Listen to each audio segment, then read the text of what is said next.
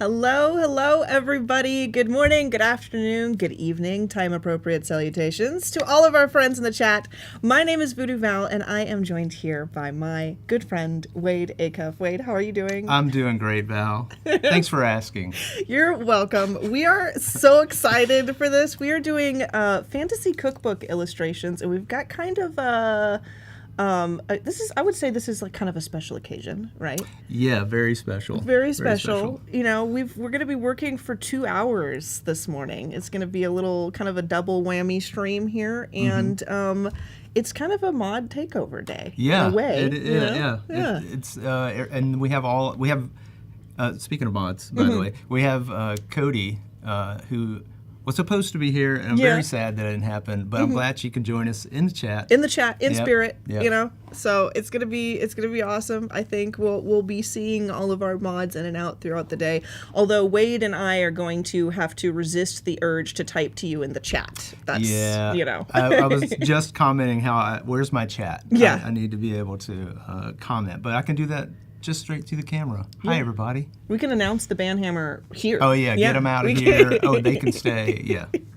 So, do we want to talk a little bit about what we've got going on? Because we said fantasy illustrations, fantasy cookbook stuff, but it's a little more weird. Yeah, and it's more specific. Yeah, it's a little bit more specific. It's a lot more strange than what the description says. Yeah. Do you want to do the intro for that? Yeah. So I have got some illustrations for you guys. We are going to be cooking up fantasy creatures today. That is kind of, I feel like this is pretty good a description of what we've got going on. For those of you in the chat who are perhaps fans of Delicious in Dungeon or Dungeon Meshy, that's kind of the inspiration here today, as well as probably like Dungeons and Dragons elements. You know, general fans of fantasy and gaming will probably love this stream. But I have got some concepts for like fantasy creature-esque sort of food, and I would love for you guys to choose some if you guys see any that strike your fancy, or things that you just think are weird, because I'm going to start elaborating on some of these. So I have a kraken kebab, and it's just a kraken tentacle with, I think that turnip is alive, maybe. Yeah. He's it got definitely a has little a face. face. He's very upset to be there, you know, but a kraken kebab could be really cool. We've got a cave bug, which is, I imagine, like a big roly-poly, just like way too big. We've got brain fruit. We've got slime bites, so like little bonbons, dessert type things, but there's definitely going to be stuff floating in it because it is a slime. Moth steak, scorpion boil. I thought it would be really cool to do like scary scorpion parts, right? But like a crab boil. Gotcha. You know? And then would you include the tail on that? Absolutely, absolutely, 100%. And then I have some sushi, but there's a cave slug on one of them. There's grave moss on another one. There's maybe, I don't know what is going to be in here. So that is, you know, some of this stuff is up to your interpretation, chat. Yeah. Should we ask chat to? If you have any ideas for like food or anything you would like to see, and we get time to do it, maybe we can jump on some of those ideas. Yeah, absolutely. Key says, I'm going with the question mark. Emily says, moth steak and brain fruit are my go-to. I knew you were a moth steak and brain fruit kind of girl, Emily. I feel like you give that vibe. Kraken kebab sounds so good. Yeah, I'm glad you guys are vibing. Well, right, and I think Val went for the these are like things you could actually eat. Yeah. I went a little different. Went a different path. Let's get into it. Let's get into it though. Yeah, so I guess we can share my screen for a second. Some of these are cute. Some of these are, I mean, I would say consider cute that pretty cute. But mine have a little bit of a backstory. Some of them do. This one is a scurry puff. Okay. You know, skull and curry puff. But arranged in a way that the breading, it's kind of fried, but they leave the organic, somewhat looking skull that kind of appears on the top of these so that you can see it. Yeah, so it stays appetizing. Very nice, very nice. And then I have my gelatinous Barbie cubes. Yes. Where the tang from the barbecue comes from the small sliced gelatin cubes because they're spicy, they're acid based, so that's where you get the tang from it. Then this one, don't let the layer title confuse you. It just says pretzel, but it might be a flesh pretzel. Yeah, I don't know. Be. I need help on the name. That's what I'm saying. Yeah. I don't know. It does look like nothing like what I imagined because I was warned about the flesh pretzel ahead of time. And honestly, I am loving it.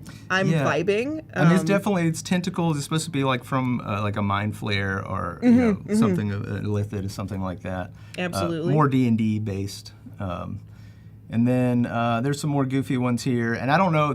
I've got these color coded in like these are really hot. Like I want to get to these. Yeah. And then it cools off. Okay. So then we're going to the Mimic Manicotti. Love it. Where you have to convince the mimic to kind of trap it into being a food. Then you can fry it up. Then you can eat it. Cook it up. Okay. And then there's some displacer beast ribs. And this one's kind of tricky because the whole idea is with a displacer beast in this case is you might be really hungry for it, but the food might not be located where you think it is. So it's kind of a guessing game to find it. I don't know how to illustrate that, so that's an option. And then we have a mandrake shake. Oh, I thought about doing mandrake something, but a mandrake shake is perfect. Yeah. He looks... Yeah, he's very sad at the moment. Sad. I don't know. Again, these are down the line. We'll see if we can get to them. It's giving sad turnip energy. I love it. And then we have the one that I kind of cooked up earlier, escargatum.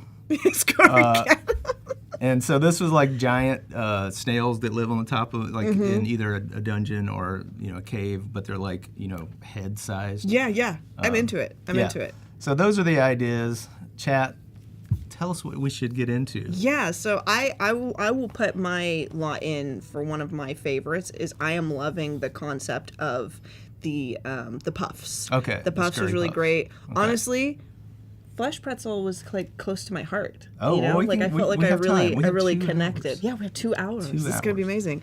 And then likewise, if you guys would like to choose any of the suggestions that have come through from mine as well, I feel like probably a good thing to do is like for us to just kind of get going on one of them, and then we can kind of get some feedback from the chat. Michael Brown is saying vampire biscuits, and I actually think that sounds really like, what would that be, Right. Snail slushies, says Marsha. Mandrake shake, Cody's loving the mandrake shake.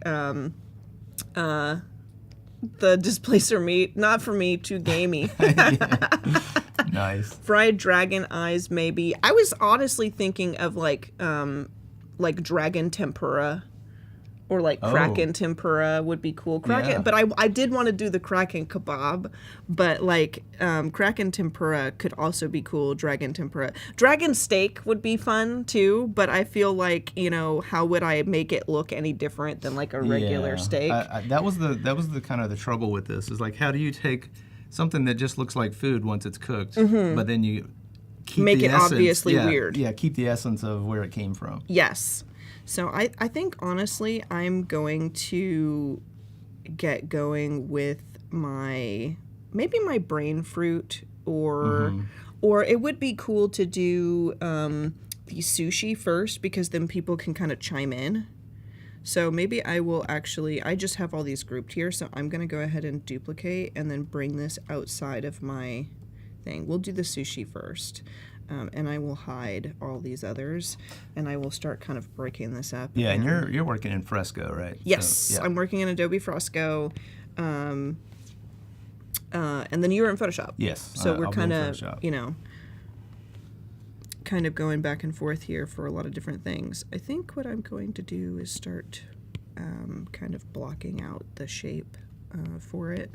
And then honestly, I think that the sushi rice shape could be the same one for all three, and I'll just stack them behind each other, you got some good color going on. Yeah, I started really just taking that original sketch, and I just added a selective color to it, Just going to show you that process real quick. Yeah, do, because I feel like I have a different approach to doing that, and I'd love to see how you... Well, I just, this is something that I've not done a whole lot of, but a few weeks ago,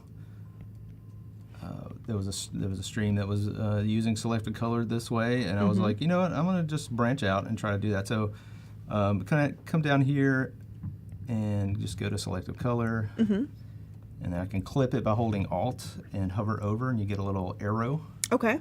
And then from there, you can choose which color you want to adjust. And I'm working straight grayscale, so I'm selecting my neutrals. Okay. And I'm just going to affect those to give me a little bit. I'm trying to go for the breaded color, a little bit of brown. So I'm going to increase some yellow, maybe a little bit more magenta, drop out some more cyan. So I'm just kind of playing around with it and see what I like. That's amazing, actually. I don't think I've seen somebody do it for illustration like that. Yeah, and then you can jump, and here's the issue with this for right now, because I work in a weird way that I have transparency on behind it. Like I'm using the gray of the background. So if I come in here and select a different color, I'm not sure where there we go, color panel, there we go. If I select something that you could be able to see behind it, you'll see that there's a little bit of transparency. Yeah, and you kind of get that as you... Yeah. If I were to have this be solid, it would be a little bit more effective, and I will get to that. It's just the early stages. Okay. So just wanted you to note that when you're working with this, and you want to make sure that you have something, if I pop this back out, I won't be able to adjust much on the whites because there's not a lot there because it was just grayscale. But I can get a little bit. Typically what I do when I'm like working with an illustration, because that's the thing, is sometimes like you're kind of painting, taking into consideration like the value of your background. So I kind of paint them against, so that I need the background in order for it to look the way that I made it. So typically what I do is like I will come over, and after I kind of sketch in like what I like this one, there's definitely some transparency around it, and I've got like these little nodules because when I paint this in, I want it to look like grains of rice, kind of around the edge. I could select it and do it, but what I typically try to do is sometimes, depending on the style of painting I'm doing, I will have to actually like lasso around and select. But in this case, I think because I used the like soft round default brush, I think that I can come into my selection tools and magic wand around the outside of it, and then I just do a invert selection, and I will come underneath it and then just paint bucket in the color of my background. So that, then I can merge it and know that, like, there's no transparency anymore here. Got it. So that's kind of my mindset on that. And then now I can come in with a clipping mask and start to add some value to this and make it look like a dollop, a little chunk of rice is kind of the vibe. So you went with the sushi first. Yes, the sushi first. So we're gonna start like kind of adding some value in here, and then I'm gonna get like some texture brushes involved so that we can start making this more like sushi. And I'm kind of trying to illustrate for myself like the base, like the actual rice portion, because like I said, I'm kind of gonna just duplicate that 3 times and then put something different on top of each one is gonna be. And I do like the slug laying over top of it, but I would love if folks want to suggest other things. Feel free, chat. You are more than welcome to tell us what kind of strange magical thing is going to go on top of these sushi slices. Yeah. New Spotify niche. Also, Odari is in the chat. Hello, Odari. What's up? Great to see you. Kino Petgrave. That's a really cool name. I don't know what kind of name that is, but it sounds like you sound like a character. I love that. Keenan Petgrave is saying lamb chop, which I feel like you could probably take like some existing names and like really do some cool plays on words, you know? Yeah. Which we were kind of talking about. Yep. You know, what kind of magical food puns will the chat come up with? And will they share them with us? And we do see you clever, so we're expecting a lot. I'm sorry, but this is what you've done. She comes prepared every time. Yes. This is the reputation you've developed for yourself. This is what you've done to yourself.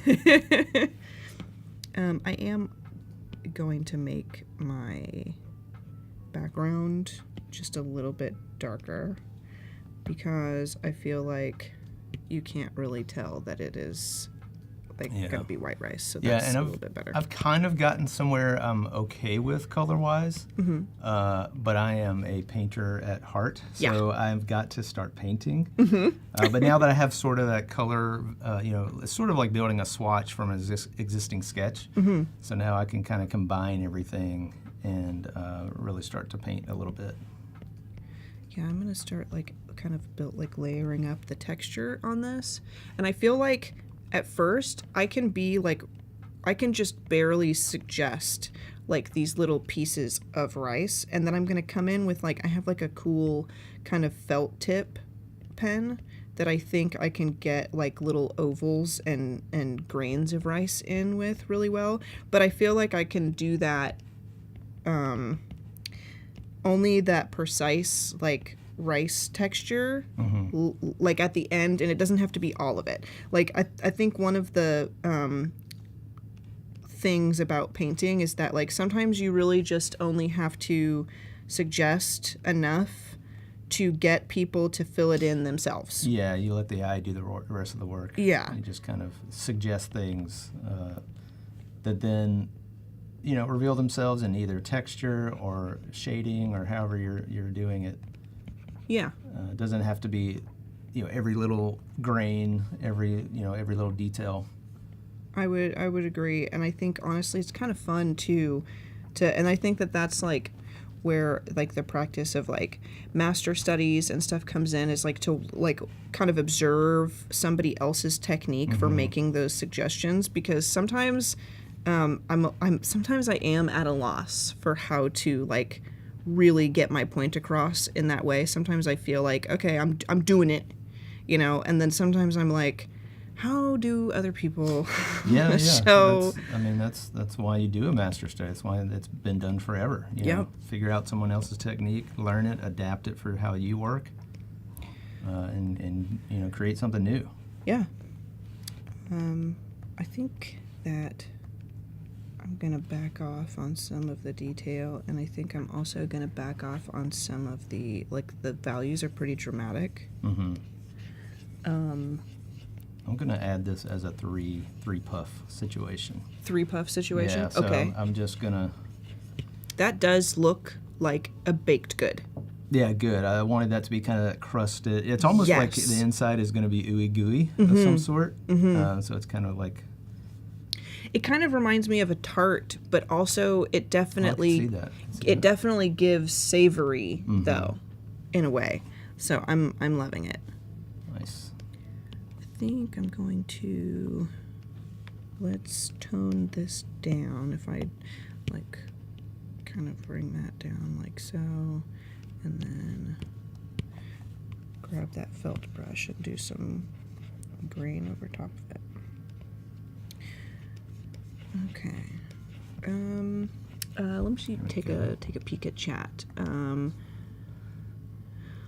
Why not create a rice brush? They would have then have uniform shape. That's a really good idea, Elka. I feel like I do sometimes do that. I will make a brush, especially if I'm painting braids or something like that. Sometimes I will make a brush. I've made a lot of brushes, if I'm illustrating we maps and stuff. I've done. Yeah. I made pattern brushes and stuff a lot as well. But sometimes I think, I guess we are technically on a time constraint, but sometimes you have time to do it, and that's the part of the process that's you're enjoying, then just, you just go for that kind of. Like, I love doing all of them.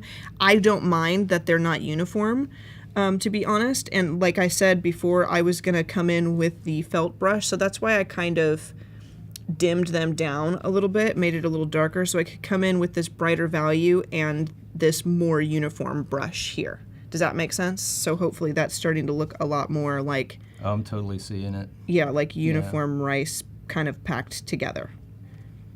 And really all you need is like those few grains in the front. Yeah, just like a kind of on the corner, really. And I was going to kind of like dot like maybe the hint of like some little corner pieces there, maybe right here. But I think, to me... And we are going to put something over the top. To me, that looks to me like, okay, boom, that's like a bunch of rice.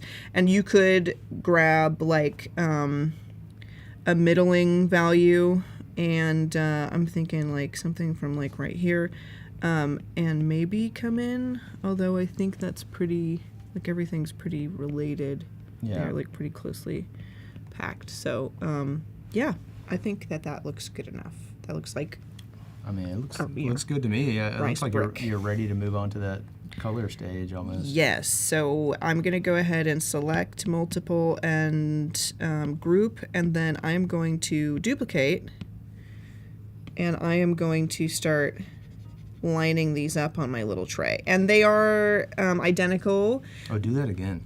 Yeah. Move one slowly behind the other one. Okay. I'm going to do it because I have to do a third one. So duplicate, and then... I don't know why these things make me excited, but like that kind of parallax. Yeah. Like just like, oh, what if this was 3D? Yeah. Yeah. So that is, my little stack. I feel like at the very, very end, I'll come in with the rice brush again and make those not look identical. But aside from that, let me see if I can select multiple, and we will kind of bump this back to the middle. And then I can also, right quick, I feel like I want to grab my rectangular selection tool to kind of create my tray underneath. And it doesn't have to be fancy, but I just want to have that. Yeah, that was one of the things I was like, am I going to put these on something? But I think maybe at the end, when we get, to jumping into Express, I may just have these floating. I'm not sure yet. I feel like there's a lot of possibilities, and we can kind of, maybe Chad will give us some ideas, or maybe we'll like the dish because it's very for sushi. It's kind of that traditional like how you get it. So yeah. I'm trying to kind of give myself a little perspective. Ooh, not like that. Let's do duplicate. Did you give yourself a bit too much perspective? I might have. Yeah, sometimes that happens. I get ahead of myself. Maybe it doesn't matter, though. I mean, I feel like, honestly, if I'm going to be picky about it, some of these need to be moved down. Like I feel like it's kind of rising up too much into the background. Yeah. But, yeah, like putting it down a little bit, I think would probably be good. And then grabbing both of these. And then I'm going to kind of create a kind of blend those together. Mm-hmm. I think I'm going to add one more puff in the back, and then I will call it done for these. Nice. Okay. I'm going to... Just have a little arrangement. That's really cute. I don't know if cute is what you were going for, but I enjoy it. In this case, yeah, I think so. I think it works. Okay, I didn't mean to do it that way. Let me try this one more time. This is like one of those, I'm sure everybody in chat has been in this situation where like you're moving through a portion of your process and you're like, don't spend more time doing this one thing, it's not necessary, but then you're like, but what if I tweaked it just a tiny bit more and it ended up being exactly what I need? what if I only need to mess with it one more time? Right.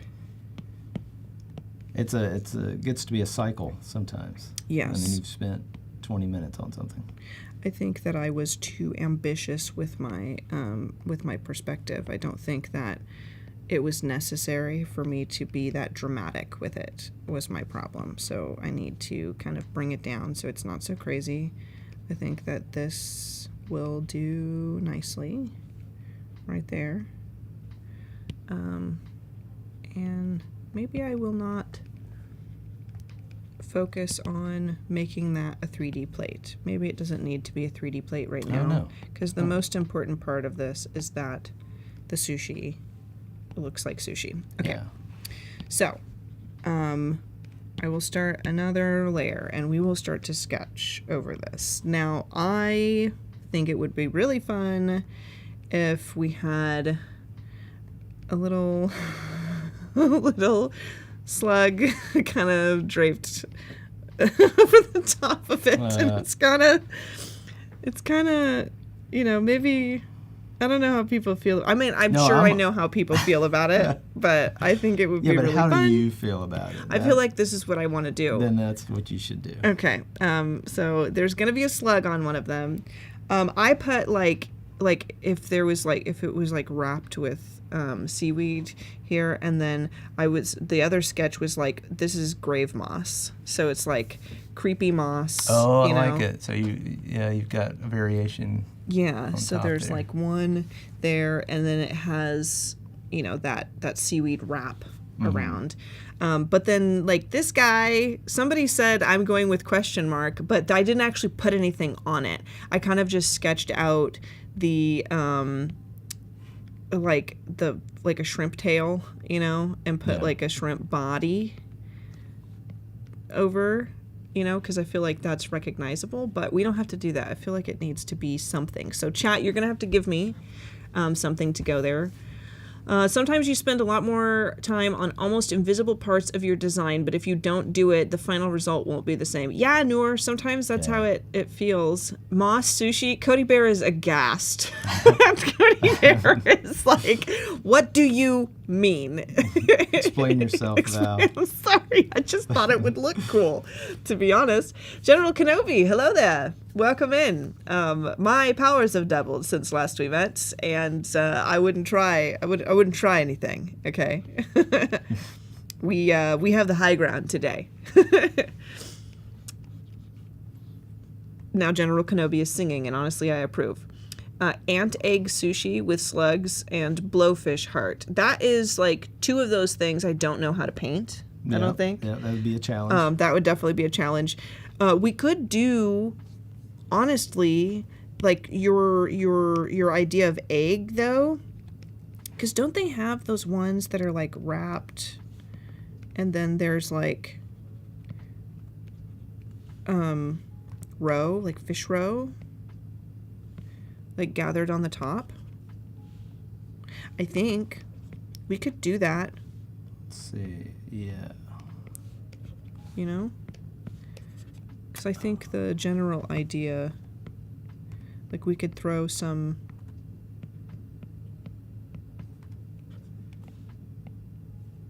right there, and then I could choose a kind of egg to like have at the top, and they'll be like shiny.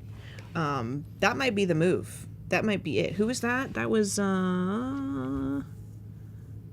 type in the chat again. We have a limited view of our chat, so if you whoever that was that suggested eggs, definitely let us know. Drapey Slug is the cutest. Thank you, Emily. Thank you for bringing your energy to the chat, because I was a little self-conscious. I'm not gonna lie. It's like when I start like cutting open brain fruit and there's like brains inside of this strange thing. Like, how many people in the chat are gonna be like, I'll come back later. Yeah, not for me. Yours looks so good. I think I'm gonna call this done for now. I may revisit. That's but you've done it like. I mean, it's super loose. Mine's I feel like it looks photoreal though. It's one of those, the way that you've laid everything out, the farther away you get from it, the more photoreal. Let's get really far away. But that's like, like the thumbnail okay. of that looks like it could be a picture. And when we zoom in closer, you can see the brush strokes. Yeah, but and it will be smaller presented probably once we get into Express. But that's kind of the idea. But I was really inspired by your rice talk because I was like, I don't have to make this super detailed. I was about to fall into the detail trap of it, yep. And I have a big problem with that, if you guys have noticed. I do too. Thank you for reminding me. You are very welcome. Sometimes we have to remind each other because I think as creatives, we're like, just one more thing. Just one more thing, one more thing. And here I am with a plate beneath my sushi that is not a plate at all. And if I was not streaming right now, or I didn't have like people watching me, I'd probably be here for another 30 minutes painting the plate underneath the thing that I haven't even finished painting just to get it right, even though that's not even the focus. Yes, right. Indeed. Yes, indeed. So I kind of want to do the barbecue, the gelatin. Do it. Wow, I forget gelatinous barbecues. Yeah. But should I do the pretzel? Ooh. I mean, we have time. I can get to both. I really want to jump on this. So this is the first time in Adobe Live history, I think, that the chat has been given the choice between barbecubes and flesh pretzel. So take this opportunity, folks, to kind of cast your votes. Let us know what you're looking for. In the chat. I'm sure this was on nobody's bingo card. No, probably not. For today. What's going to happen today? Yeah. Not this. Not this. Clever's hard at work. I see we have snake and bake. Oh, man. Okay. Yep. Okay. Snake and bake is actually pretty good. Do we have any snake-themed I don't see any... no. Did you do a thing? I don't think I did any snake. No, I did scorpion, kraken. I did slime as well, but my slime were desserts. Like I did. Yeah. I was thinking about doing them with like some kind of sparkly particles like on top so that it would feel like those those like little jujubes, whatever those are called. I don't know what those are called. The things you get like in a pack at Halloween, your Halloween candy, and it comes with like those little. They're shaped like this. What are? Yeah, just draw it. It's we communicate visually. Yeah. So. Oh yeah, and you're saying so that's how yours is shaped. I got you. Yeah, so I was gonna do like little slimes, kind of like that, and then give it like a little topper of something, and then put like little things. But then through here, you would like kind of see armor, like somebody's pauldrons and helmet, right? Still in there. So, but you're already doing the slimes, which honestly I feel like maybe the slimes are not meant to be a dessert. Maybe that was ambitious of me, and I think they should be savory. I don't know. The only thing that made me go savory on this was the fact that I was like, well, barbecue can be tangy. Yeah. And I was like, what if you parboil a gelatinous cube? Obviously, it'll knock down some of the acid. Yeah, some of that acid tanginess. So now you just have to add a little spice on top, and you get a barbecue. You've made your food incredibly functional. Honestly, but I feel like that's the mark of a great designer. I was just like, just throw a slug on it. I don't know. Yeah. just throw.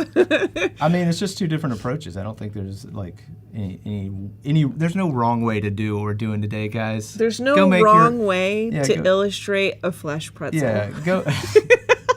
Go make your own fantasy feast. Yeah, a fantasy feast is so good. Yeah. Your alliteration for I did go a little things. Overboard on alliteration today. I don't know that you can go overboard on alliteration. If we could, I did it. Yeah. I'm sure Clever would agree with me that you can't really do too much in the word alliteration in the puns department. Right. Jeff Miller says, we call it gumdrops where I'm from. Okay. That would have gotten me there a lot faster. Frog slaw. Ooh. I both hate picking it up and what love you're it. putting down. I know it's not October, folks, but get into the spirit. Get into the spirit with us. Yes. And give us some dishes, because honestly, I would not, like, I have sketches, But if you guys come up with a particularly interesting dish, I might just say goodbye to some of my sketches and do your ideas. So I think that's a pretty good slug. I'm going to kind of, okay, so this is the thing. Like, I feel like when people think of slugs, they think of, like, this right here. They think of, like, you know, like the little guy. What about the slugs we saw yesterday? So we went on an adventure. We did go on an adventure. I don't have the pictures here. Oh, no. I wish I did. Maybe I'll bring them back because I'm coming back for another stream and I have a break where I can retrieve them. Got it. So Wade and me and my fiance went on a little adventure yesterday to the Redwoods, and we took a lot of pictures of like interesting trees and formations and things that we found. We hiked around. I don't think that I have been on a hike that long in a very long time, but I loved it. It was great. I found a slug that was like this long. One of them was longer than the other one. Yeah. And they were like curled around, but it was like this huge slug that was like lime green and like kind of mustard color. Yeah. I think it was the biggest slug I've ever seen in person. Definitely same. Yeah. It was definitely, what, you'd say like 8 inches or so? Yeah. But if I were to describe it, and I kept trying, if anybody knows what a boiled okra looks like. Yes. But like meshed with a longer than average hot dog. Yeah. It was pretty gross description, but it was pretty bad. But no, you said okra, and like, cause like its little tail was pointed, and it had that lighter line down the end of it, like down its back, kind of like how okra is. And plus, it was moving. So yes, it was moving. There's that part. Spoiler alert: I cannot stand okra. I cannot stand okra, and I know that I am painting slug sushi right now. Yeah. Okay? Make no mistake. I understand how strange and contradictory this is, but I will not touch okra. I won't do it. Not fried okra, not boiled okra. I won't do it. That is one of the things that I just can't get into. I would love to know, like, foodie knows for everybody in the chat. Oh, that's a good one. Like, what would you not eat? Where do you draw the line? Doom shrooms. That's the doom shroom puffs. Doom shroom sounds great. Yeah, keys. I'm doing something I probably shouldn't be trying to do in a very quick stream. I'm trying to make this look like there's like it's see-through. Yeah. I think you're doing a great job, honestly. I actually pulled up reference from my Discord where we do like a monthly study. This is from a couple of years ago. And those that have followed that, there is a study this month. I haven't posted it yet, and we're already almost halfway in. Anyway, point being, we did a whole thing on viscous fluids, and I did some Jell-O. I know you can't see the reference, but I pulled up my own reference because I know I've done it before. That's super meta. Yeah. That's super. Well, I like to do that sometimes to be like, hey, I know I've done this before. How did I do it then? Yeah. And a little confidence boost. Like, you know you've done it before. Of course you can do it again. How did you manage that? Yeah. That's how I think. Honestly, I keep a like kind of a database of like, maybe it's a failed painting. Like I didn't finish the painting, but there's something in that painting that I really love. I've gone back to paintings that I never finished and didn't like so much, and like just taken the hands out of it because I'm like, I did these hands really well. I just never finished this painting, so I'm gonna transplant these hands to another space, or kind of reviewing a time when you did a great execution of a particular technique. Pat yourself on the back, you know, and reference your own stuff sometimes. Well, I mean, we kind of have to sometimes be our own cheering section. Yeah, 100%. Because most of the time we are not our own cheering sections. I don't know about you, but sometimes my brain is, like, and a lot of us. What if you're a fraud? Yeah, a lot of us are working alone too. Like when we're in the middle of it, so we don't have, that feedback. But if you kind of, look at what you've done and get a little like, oh yeah, we can do this. It's been done. And we mean that positively, like, because you want to be like, what have I done? But not like, what have I done? Oh, right. The vibe of it needs to be particular. Be kind to yourself with the vibe of that question. I I think that I'm gonna, I don't know, like, 'cause you know how like snails, they kind of had that little weird hump, like they never quite got a shell, you know? Yeah. That's kind of what it That looks made like. me sad. Yeah. You just made me really sad. You know what? He's sad too. But snails do have that vibe, you know, like it has a little, you know, he has a little head, and he has like a little hump on his back, and it kind of has like, I think it must be like the similarity of internal organs between snails and slugs, that they have like kind of a formation there. But the snails, it's more like a strange texture on their back rather than, you know, where the shell is.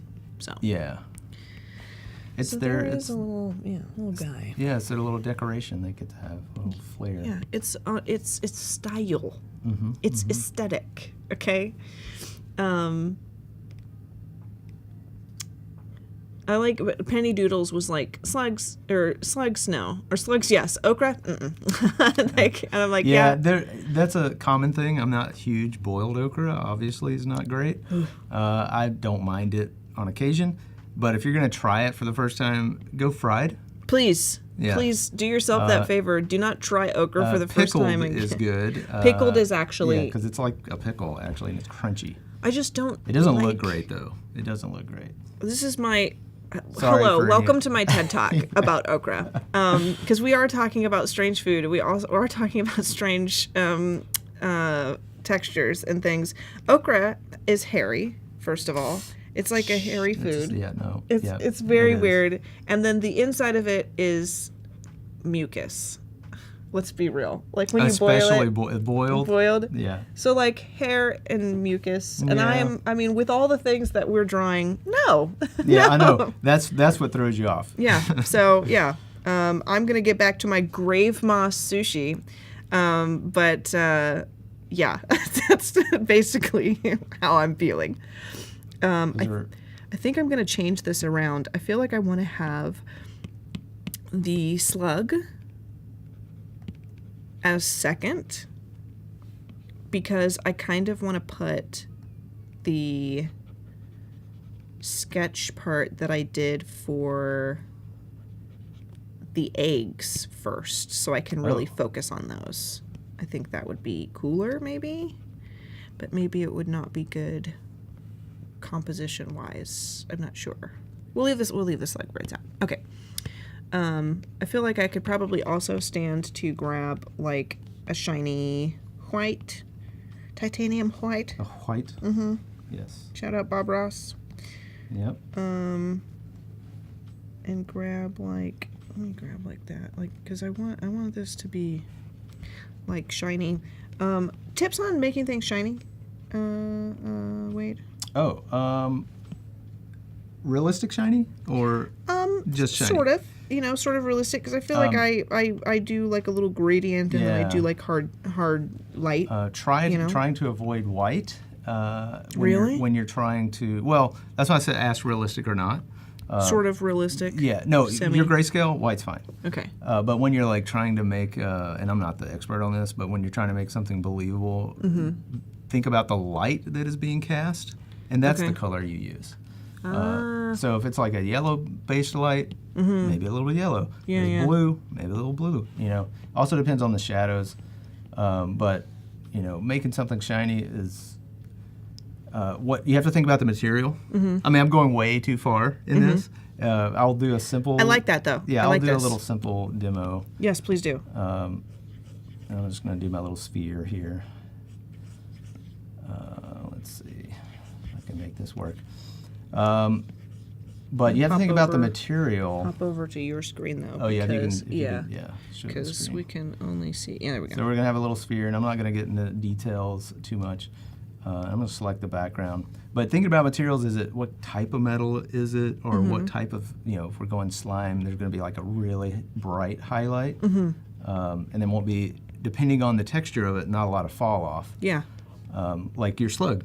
Yeah. Like, you know, slug, I would say this is kind of that slimy highlight. If we wanted to add we had a little ooze layer happening on it. Yeah. Then you give yourself more points for that highlight to start to appear. Okay. And you know this. I'm not telling you anything you don't know. But those little details are the ones that start to add up, that tells your brain, oh, I think this is a viscous, shiny material. That's kind of where I would go with the basic of making something slimy. I think that's great advice. If I were doing like a metal or something like that, and I'll just make another sphere here. Pardon the crudeness of these spheres. I think it's perfect. But and in the light, and I do this a lot. I draw a little cone to tell me where the light's coming from. Very important. I kind of mentally do it. Like if you don't see it in my painting, then I've it's already there. done. It's just in spirit. Yeah. Exactly. But I do find, especially starting out, it is easier to go ahead and just make the cone, just so that you know. But then, if the metal is brushed, there's going to be more fall off. To the to the highlight. But again, if it's super glossy, it's going to be almost like it's that shine. So, those type of things you have to kind of think about when you're doing, making something shiny. Yeah. And then follow the light. If you have a tube, this is going to be another crude little tube here. Super simple. I'm going to try to make this as even as possible. I'll even bring out the smooth little brush there. But following the same light, you do kind of a lighter color, and then you do a sharper color, and you get something shiny. That's amazing. I feel like that was like a great little demo tutorial. And honestly, I feel like I've done some of those things before, but sometimes what you really need when you are working on something, especially if you haven't done that, I haven't painted like a sluggish material in a long time. I needed the refresh of remembering those things. Yeah. It's like just getting that little, because that's what I'm doing with my reference. I'm doing I'm like, oh, that's right. That's how I did. Yeah. Like that. That's what I did. Yeah. I'm trying to sort of add a little bit of intrigue to the top of this slug, just to kind of make it more slug-esque, so it doesn't look like just a weird kind of glob. I feel like that's starting to look like something. Yeah, you're nailing it. Okay. I mean, I glanced over, and I'm like, I don't know, you're done. Yeah, sometimes it's just like the finishing touches that end up being that's it. Yeah. So I feel like I can leave that alone now. That looks like a creepy slug. And now, folks, we need to do the eggs for this. So I need to know in the chat, if we do kind of the fish roe sushi bite, my instinct is to do the really beautiful pop of orange and red. Honestly, kind of which side are we? Kind of like this, that little thing right there, or like that. The floating orb. Yeah, so kind of like that. I kind of want to put those in there, but I am. Cody's like, don't you call that slug creepy, Val? He is cute. You're right. Emily said cutest, deadest slug friend. Yes, that's true. But I need to know if we need to change the colors up. I think that I'm going for orange for the fish roe. Maybe it's not fish roe. Maybe it's spider roe. Yeah. I think you're onto something. Little weird. A little creepier. Yeah, creepy. But if you leave me to my own devices, I might also change them purple. So you have to save us. Why are you fighting it at this point? I feel like it comes up all the time, and I feel like just stop fighting it. I feel like sometimes I do worry. That's honestly, maybe that's a little bit of that imposter syndrome stuff. I love it. Purple brings me joy. It's my favorite thing. But every once in a while, I'm like, what if people are sick of me making stuff purple? Is that really? I think all that matters is, are you sick of you making things? Heck purple? No. Well then, heck no. There you go. I will make things purple forever. think the problem is solved. Okay. Let's see. It doesn't look very slimy now. You don't think it looks slimy? You don't think it's slimy? I feel like it is slimy. You know what could add a little slime to it? If there was a little bit, I'm going to point on, I'm not going to draw it, but I'm going to point, if you had a little highlight where it's touching the ground. Okay. Where you know what I mean? Like I was going to go for it, but then I was like, is that too much? You already knew. So, you already okay. knew. No, I mean, you're absolutely right. You might need to I feel like I also need to separate the top from that. Like, give it a little bit of shine here too. But let's come in on the bottom here and do a little. Okay, I'm gonna have to move on from this one soon, but I do want to add a little color to the bottom. I'm gonna make some sliminess happen for us at the bottom. I wanted to add a little flecks of spice, but almost like it's glittery. Yeah. Okay. So. And I'm not sure how I'm gonna approach it. I love doing glittery stuff, and I think that you're using the brush that I've used to make glitter stuff. I think that is the brush, and so weird. Hold on. I'm gonna come over here with the same brush because I'm pretty sure I have that same brush in my fresco. This guy, you can't see the shape of it, but it's pretty much that texture-y brush. Yeah, it's very similar. Yeah. So what I have done in the past is I've made this little, and I'm actually going to, let's go ahead and do a clipping mask. It's messy. I'm gonna be honest, it's gonna be messy. Please, Val, be honest. I'm gonna add a tiny bit of color to this just so that we can kind of get a little bit of color going. Let's do I like a green that's almost a yellow, like an olive. Let's get a little of this color going. I think we color a little bit different too from grayscale. That's a good green. But honestly, that darker color, was it lighten? That lighten was looking really good, and I wonder if I can put a layer underneath here of good color that will mesh very well with that. Let's see if we can do. I guess before we get to the thing I was going to show you, I have chosen to. Yeah, that's starting to look a little colory. Okay, we'll leave that. Get a tiny bit of darkness here just so that we can kind of have make this look like a 3D item. So the way I like to do it is I like to find just a random, some kind of texture brush that I can kind of do little tippy taps in, and I will use a blending mode to do it. And I wish that I still had this painting. Honestly, it's probably far back, but I did a painting of a Shambler from Darkest Dungeon a long time ago. I'm pretty sure that it's an official Darkest Dungeon shirt now. Oh.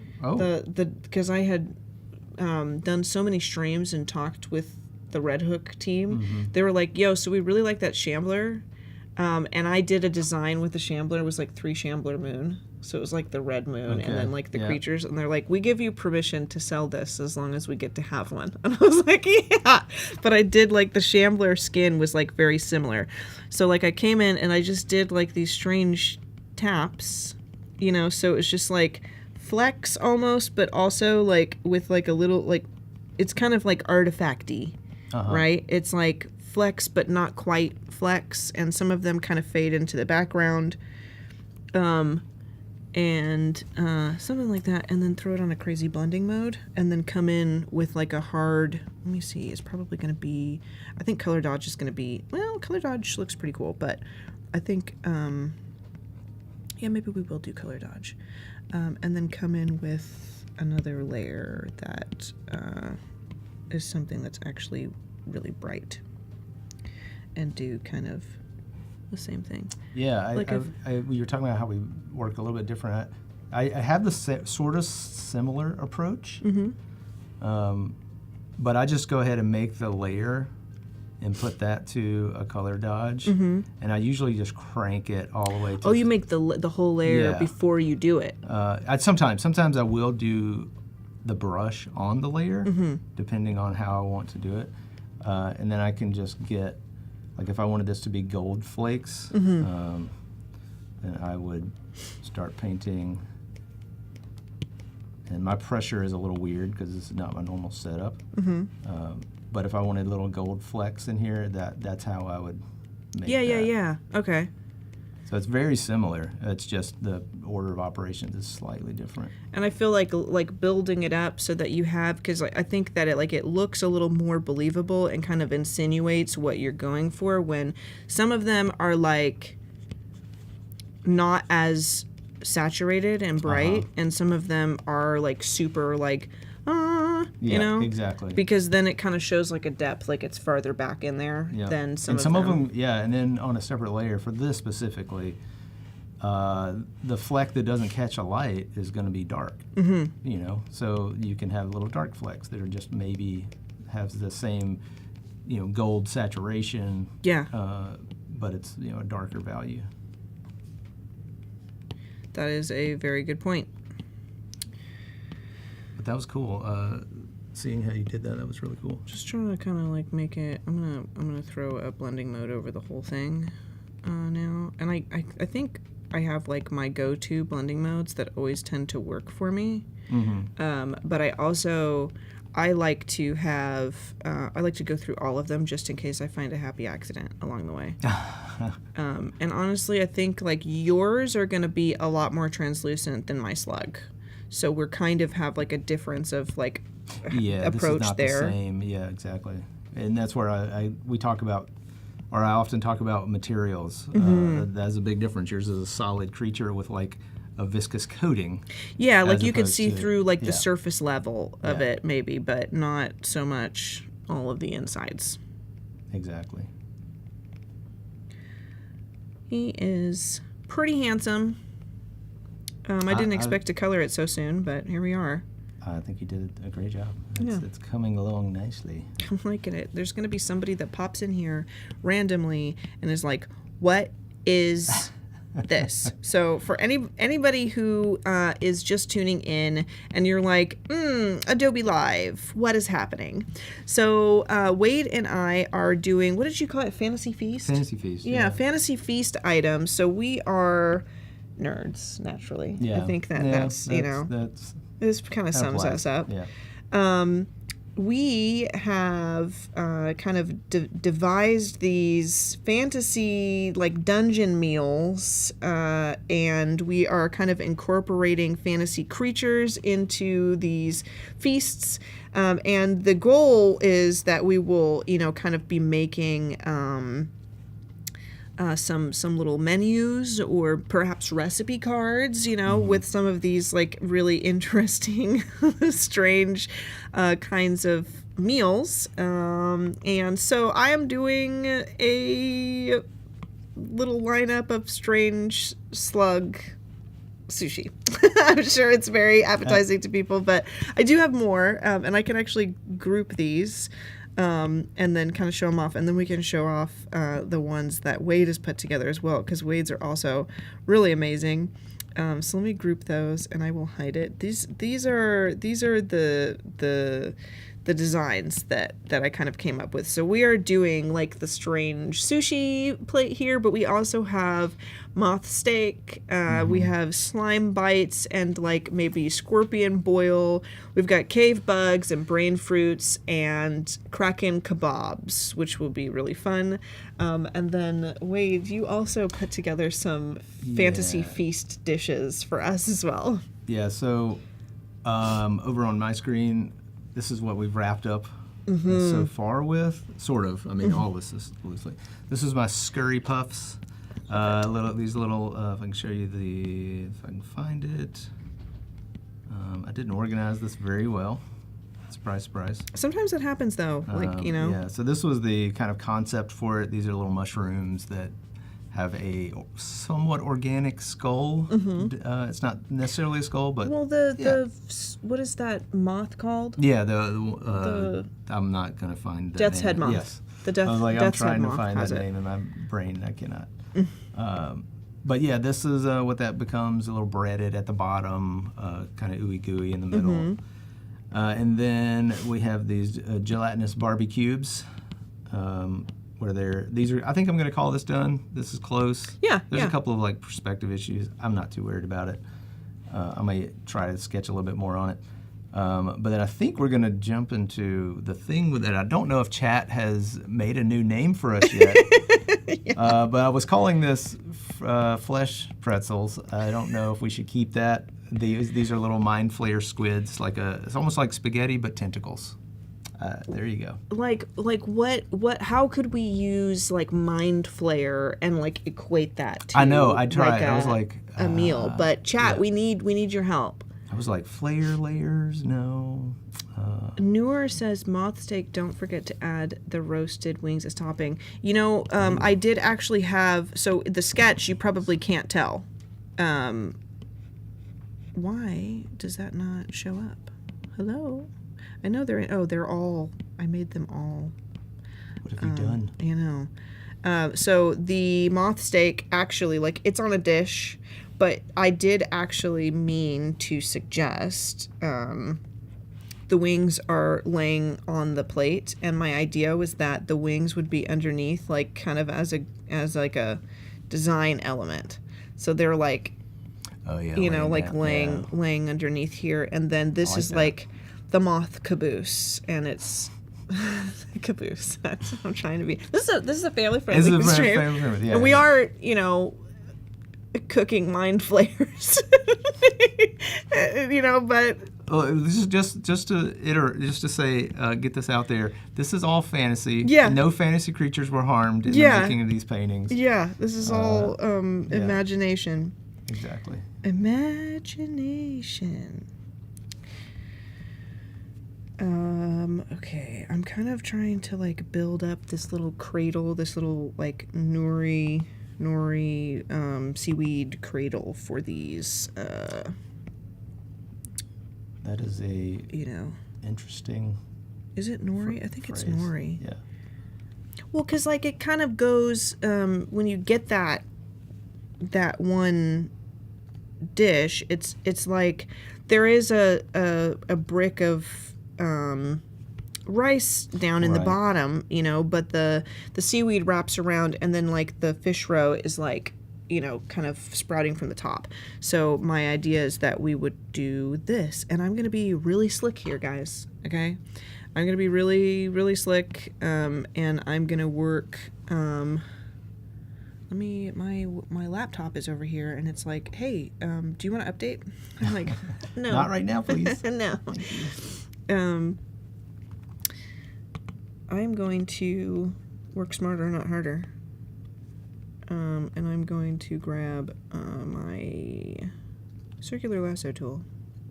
We're going to make this a big boy right off the bat, and then I'll make them smaller. But I'm going to go with orange because I'm going to do purple. I'm going to follow my dreams, follow my heart. Do it. I'm going to do purple, and I'm going to make a kind of a fish roe egg. I'm going to clip this, and we are going to make this glossy and shiny and so much fun, and I cannot wait. So let's grab like a soft round brush. I'm going to grab like a blue. I'm going to add a little bit of blue in here. What kind of blue? Cerulean blue? Yeah, like a kind of a purpley. Like, you see how like that's starting to kind of, you know, like, yep. You know, it's a little very, very, very like saturated compared to the base color. I'm gonna start kind of getting. I'm gonna turn my smoothing up just so that I can really kind of start bringing this in here. And I'm gonna make this like a little delicious little, you know, like, what are those, like the popping boba kind of things? I may not be aware of the popping boba. Yeah, like boba. the boba stuff that you get, but this one is like, it like pops in your mouth and it has like a flavor. This is new to me. Please help me, chat, because otherwise I sound insane. No, I believe you. I believe there was a dragon on the building. I believe you. Okay, so we passed a shop yesterday, and the shop was called Wands and Wizards, and there was a dragon on top of the building. I don't know what this is. It's in San Francisco. I need to look it up because it's someplace that I obviously would want to visit. You would want to visit. Yeah. Nobody else in the car saw it but me, so I'm like raving about this cool place. Yeah, and then Wade is like, they're there, Val. No, the dragon was real. I believed you. But you were like, I don't know. I felt like you didn't. I feel like you're saying that for the stream, Wade. No, we did. We believed you. Why do you lie? Why do you? No. Look, I wanted to believe you too because I'm like, that has to exist now. Yeah, well, because you would want to go. Yeah. You would definitely want to go to something like that. What did I say? I said, sign us up. Yes, you did. You did say that. Wade is actually not mean to me ever. He's never once been unkind. Let's keep that streak alive, shall we? Yes. Okay. I'm going to move on to this pretzel thing. Did we get anything? If anything came across, chat. Yeah, let's see. Now's your time to repost. The sludgy we saw. Something for the pretzel name. I feel like I'm going to be banned if I keep saying what we've been calling it. Yeah. Are the dragons here with us right now, Jacob? Val. Blink twice. Yeah, blink twice if you know where you're at, honestly. Okay. Oh, and Anna Davis Court was the stream that I was talking about earlier that was showing the selective color trick, or not trick, the tip that I was using earlier. It was a great stream. Check it out. Cody, I don't know if you can find that. I hate to put you on the spot, but if you can find that link, it's a really good, I think it was a pro tips. I think I know what you're talking about. Like, I think I did watch some of that. Mm-hmm. Was she doing it on, like, the faces? Or was it, maybe I didn't. I'm trying to remember. I don't remember what she was using it on. This looks like a pearl. That does look like a pearl. Maybe it's a purple pearl. Maybe they are pearls. I don't know. I feel like that would be... This is not sushi for... You remember the intro to one of the most incredible films ever now made? I'm going to feel bad if I don't. Oh, you do. I know you do. Okay. One of the most incredible films ever filmed. Is this Star Wars? No. Shrek 1. Oh, yeah. You know, Shrek 1. Yeah. Will we get copyright striked if we... We'll stop there. Yeah. They know we're But, like, you know how, like, all the food was very weird at the beginning of that? Because there was the slugs, and then there was, like, the jar of eyeballs. They were trying to go over the top and let you know that Shrek is gross or something. Yeah. So I feel like, if they can get away with making your own candles on the fly, then we can probably do these. We can probably do these. I don't want them to be too big. I may borrow some of your... Can I borrow some of your purple? Yes, you may. Okay. Yes. I'll just grab a little bit, put a little bit on my brush, and I'll bring it over here. Yeah. I'll allow it. Thank you. You're welcome. I'm going to copy this layer, and I would kind of want to mix this up. Now, this is a little bit of an overworked sketch. I'm not going to get too far into it, but I do want to add some color flavor, maybe some patterns. I don't know. We'll see. We'll see what happens.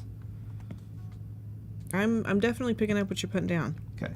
I'm definitely into this. And this, I'm going to work a little differently on this one.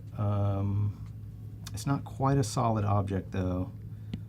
I think what I'm going to do is I am going to work on selecting this like we were talking about earlier, or like sometimes you just have to use a lasso. Sometimes you do. Sometimes you just have to kind of lasso it. I don't have to. I could maybe use a select subject and see what happens. Sometimes with the sketching, though, like, there's stuff that's not 100% like shorn up, and then I find that I have like a lot of weird gradients that it'll try to select, so that makes it difficult.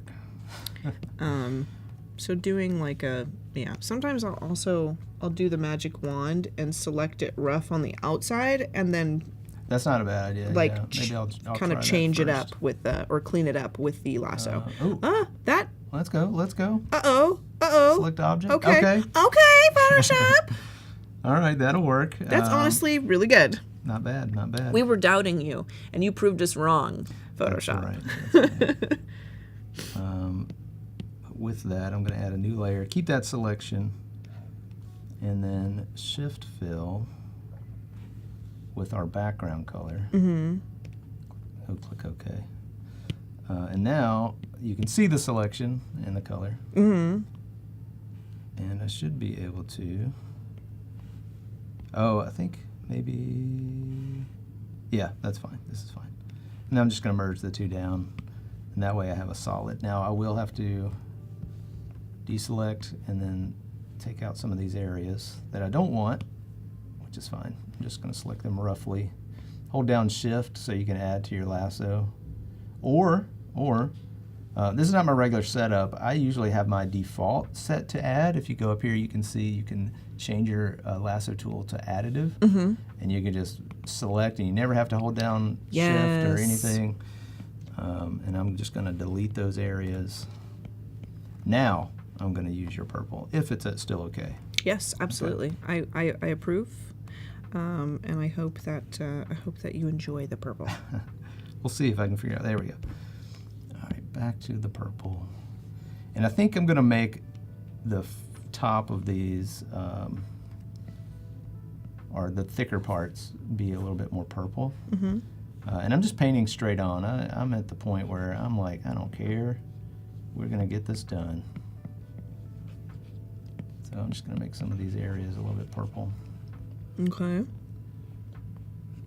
That is going to be a good color for this, I believe. You know, and like it depends on, I don't know if you're planning on adding some other colors too, but like kind of throwing in some subtle reds and things. Yeah, I think it's mainly going to be red, purple, and maybe some white patterning. I'm into it. That's going to be amazing. And if I want to, now that this is a solid shape, I can just lock my transparency just right above your layer. There's a little grid. You can lock transparency. And now I can just do this if I want. Like I can really go ham. Yes. I love to do like a good clipping mask or lock transparency. The lock transparency sometimes is even more satisfying. You just have to, I feel like every time I've used lock transparency, I have to really be sure that I know like kind of what I'm going for. Yeah, I usually I will use a mask for this as well. It's just I'm so eager to get into the painting. Yeah. I'm just back to like, let's go.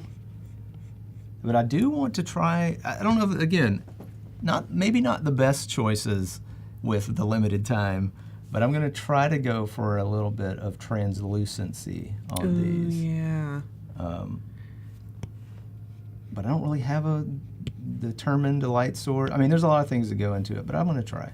You know what I don't want to do? Actually, I just made this mistake. Number one, I don't like really where I put the light source on these, but also I think that if I'm going to duplicate, because I'm going to start stacking these in here now, if I'm going to start like kind of duplicating these around, they should not all have the same light spot as each other, you know. Well, you mean highlight or?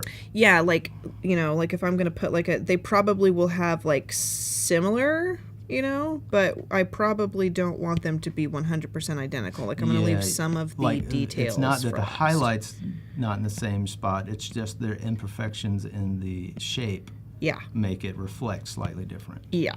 Got it. So I'm gonna. I mean, they're gonna be relatively similar for the most part, but I'm gonna do like a pass after I duplicate all of this. And really kind of. That's a good idea. It gives you a little variety.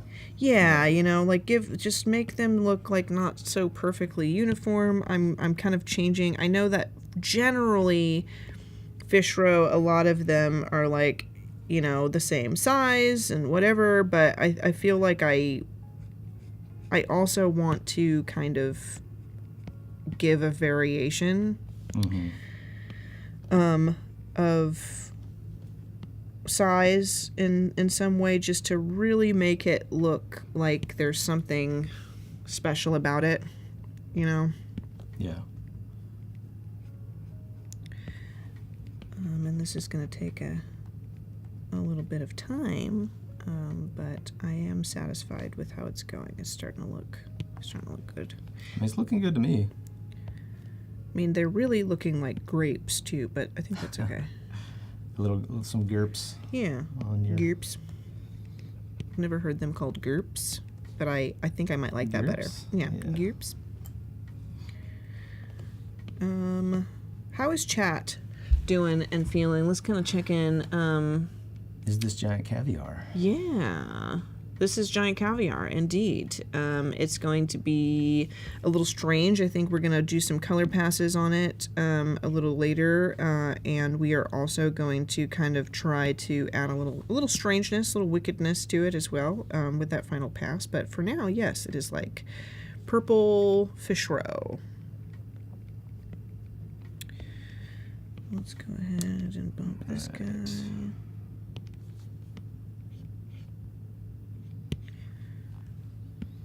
And how are you doing? I am working on the translucency. I'm still trying to make it vibe a little bit. Yes. The difference, I guess, for those translucency is more about light coming through something as opposed to like being transparent, or how I was kind of doing the cubes.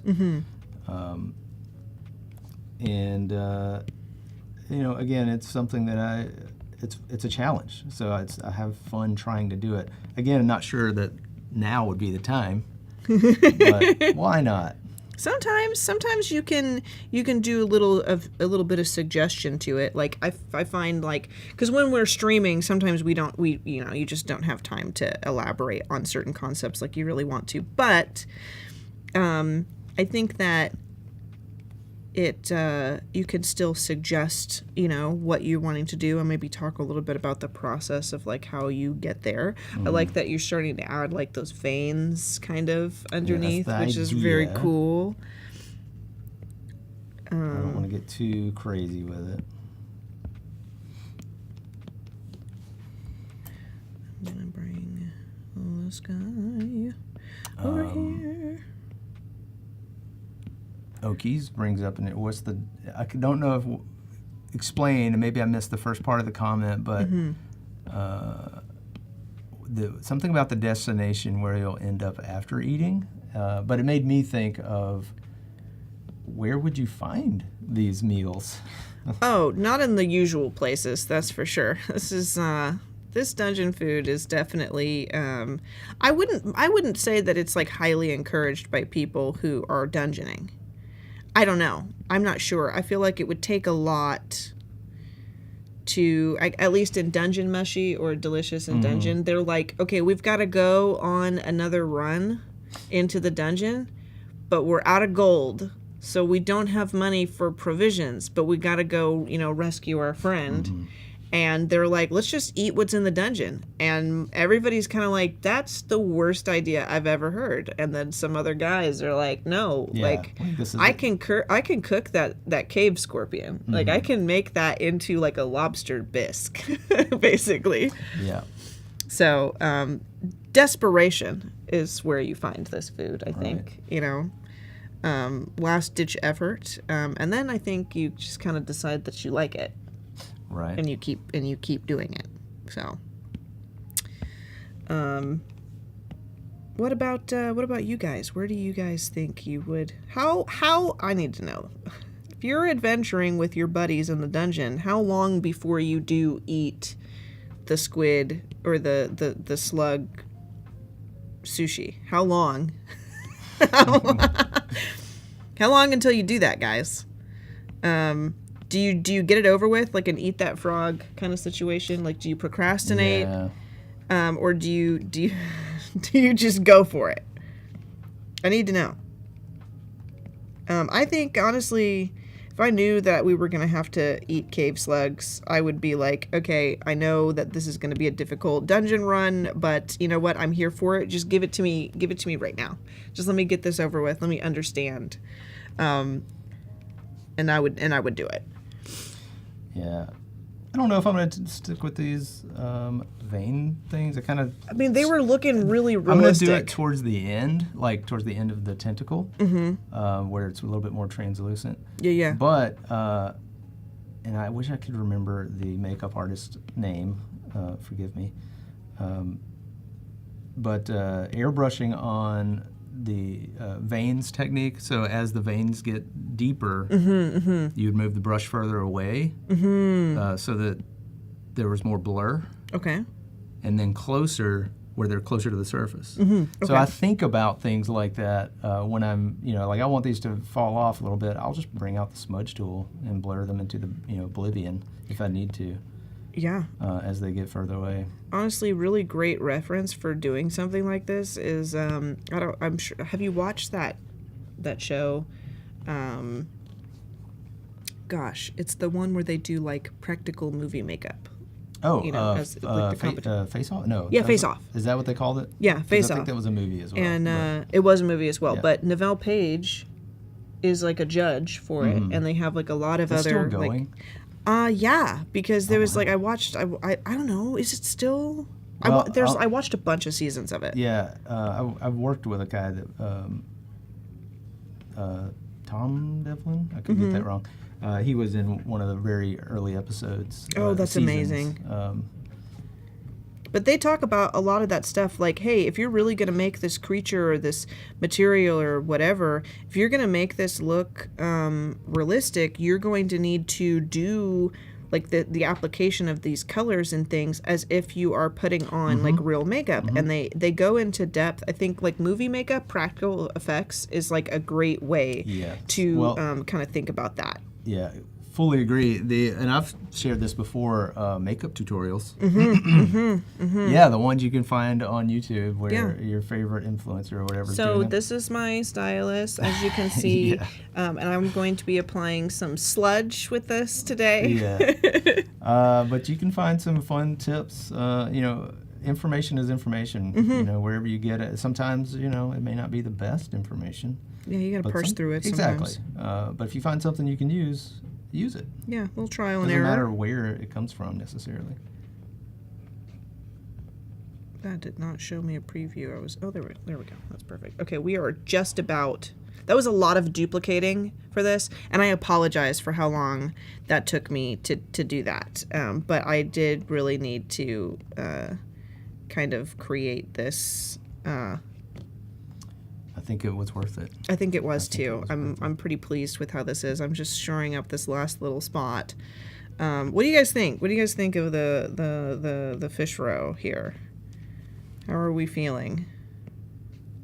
Because I'm pretty satisfied. I'm kind of reordering some of these though.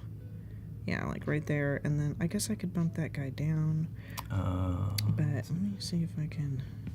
Let me find. Oh, Jeff is telling us that he saw that the last season for Face Off was 2018. Oh, 2018. But it might be in syndication. They play things forever after. I was watching it on Prime, but it's just like the people that were coming in, like I feel like I'd seen them on social media and stuff, so they were like relevant, like very relevant people. Yeah. So I was like, okay. But yeah, I love that show. Yeah, it was good. It's good stuff. Actually, now that I think about it, I've known a couple of people on that show. Really? Yeah. Oh, how fun. Can't pull up the other name. I'm trying to. Yep. I can't. I don't know it. I'm not sure. My computer is still asking if I wanted to update one of these things. Probably no. Yeah, I really don't. I'm trying to look for the one that. Okay, this is one reason why I do miss Photoshop, and that is like if I could just go to my move tool and like tap the thing that I'm desperately trying to find in my like the sea of all of these. Select by auto select. Yeah. Yeah. But none of them, for some reason, you can request it. Are the one? Yeah. Hey, Fresco team, I adore you. Can you please let me click on something and just select that layer for me? Where is this? There's no way. Okay, that's like in the back. Okay, we're gonna leave it. We're not gonna touch it. We're not gonna touch it. So there's our row, and we are going to select all of it, and we're going to group it so that I can like not be completely bombarded by like all of these purple dot layers. We're going to kind of get that out of our hair a little bit. So we've got our row, and we can start like, I feel like we could texture the like the seaweed a little bit, but I could just take like a textury brush and kind of paint it big. Maybe something a little more textury. We can take a look at Kyle's brushes, you know, that he's given, like some textury brushes. Oh, the vinyl scraper brush. Duh. Vinyl scraper would be perfect for this. I'm going to grab a little bit lighter. Yeah, I'm just adjusting some curves just to add a little bit more saturation and bring it a little bit darker.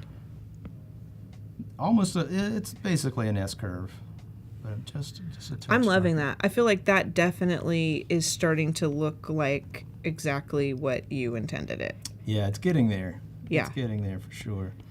It's going to have to be about where it needs to be because we have to jump in. We do have, yeah, we've got a few minutes left here. I guess, yeah, we are at like an hour and a half now. We're going until 11 Pacific time, so we do have some more time. So we are here for a couple of hours, like, you know, Wade and I doing the cookbook part 1 and 2. We are going to be introducing Idara Ekpoh in person right after us with some Father's Day portraits and photo editing and things with Wade as well. And then I'm going to be coming back at the end of the day, or the end of the in-studio day, I should say, rather, with Idara as well to do some more kind of iterations on things in Adobe Express, although we will be getting into some Express and stuff here, just because we kind of, you know, we were talking, we kind of want to make like a menu page or something with our little illustrations and stuff. That would be really cool. And I'm probably just going to use a little template, you know, something start off a little easy. It's basically all there for you, so why not use it? Yes. Honestly, the templates is, I feel like, a great way to just get started in Express, because sometimes, I don't know, when I first started using Express, I will say, I think that it is, like, very intuitive and great to use, but I think, like, all, you know, things when you start something new, it can feel pretty intimidating. Yeah. You know? That's natural, yeah. And I was like not super comfortable in it, and I also was not as familiar with like graphic design stuff. So being able to start from the templates, which you'll see soon when we kind of dive into it, is I think it's a really great place to start. I'm about to do my favorite part of almost every painting, is the highlights. Yes. I agree. I'm gonna jump in here. I'm not sure if I'm gonna do the color dodge method or if I'm just gonna do a highlight. I don't know. We'll see. Because, you know, this is color dodging, and it's given this almost pearlescent. Like, oh yeah. That's what we need. Okay. Perfect. I'm gonna borrow more of your purple then. Yes, please use all the purple you need. I am gonna kind of power through the grave moss in the back here, but I feel like, oh, what brush is this? This is round grit. Oh, look at it's so. I wish that you were using it so you could feel how buttery it is. Is this a Kyle brush? In the Keith Haring. Oh yeah. Yes. I probably have played with it for sure. It Oh sounds familiar. no! This is the great. It's best. Also, best time to find it, right? Yes. Wow. Okay, I'm gonna add like a little bit more, and then we're gonna come in with some extra like different vibes with the values. Thanks, Carol. I see you. Carol's like, I'm here for you, Wade. I think that what this moss needs is little curly cues. You know? Oh, okay. Like you know what I mean? Like it needs like little things. Fully endorse. Thank you. Curly cue. Thank you. Like, I feel like it needs little, like, because you know how some moss, like, honestly, like Irish moss, sometimes there's like little flowers in it. Sometimes there's like little pieces, and I feel like having little springy bits coming out would be not only weird and odd, which is kind of the name of the game today, guys. Yeah. If you're not getting weird. Yeah. I don't know what you're doing. Yeah. What's the point? So we kind of do want to add, you know, that weird vibe to it, but I feel like it needs, you know, some little strange bits. Maybe even on top here so that it's, you know. Let's go ahead and select multiple group. I'm going to clip to that group. I'm going to grab a lighter color, and we're going to come in here and kind of add a little more value to that. Oh, that's pretty dramatic, but you see where I'm going with this. No, that's great. Yeah, using that background color to give it some depth. Ruh-roh, guys. This is pretty cool. Uh-oh, I made something awesome. Uh-oh. I like it. That definitely looks like weird moss. I was wondering, I was like, is it just going to look like I put weird squiggles on it, or like, how is this going to go? But I'm very pleased. That looks pretty cool. And I think that I'm going to also put a blending mode sort of over it, because I would like to add a little bit of some other color on this. And I want to do that because I feel like we already have green. I can't really go with purple anymore, but maybe we can come in with some kind of orangey red and like add some kind of variation color to this. Let's get, not that brush though, even though I love that brush. Maybe we can. I don't know, guys. We could. Because I feel like I'm double dipping into the highlights. So I've got the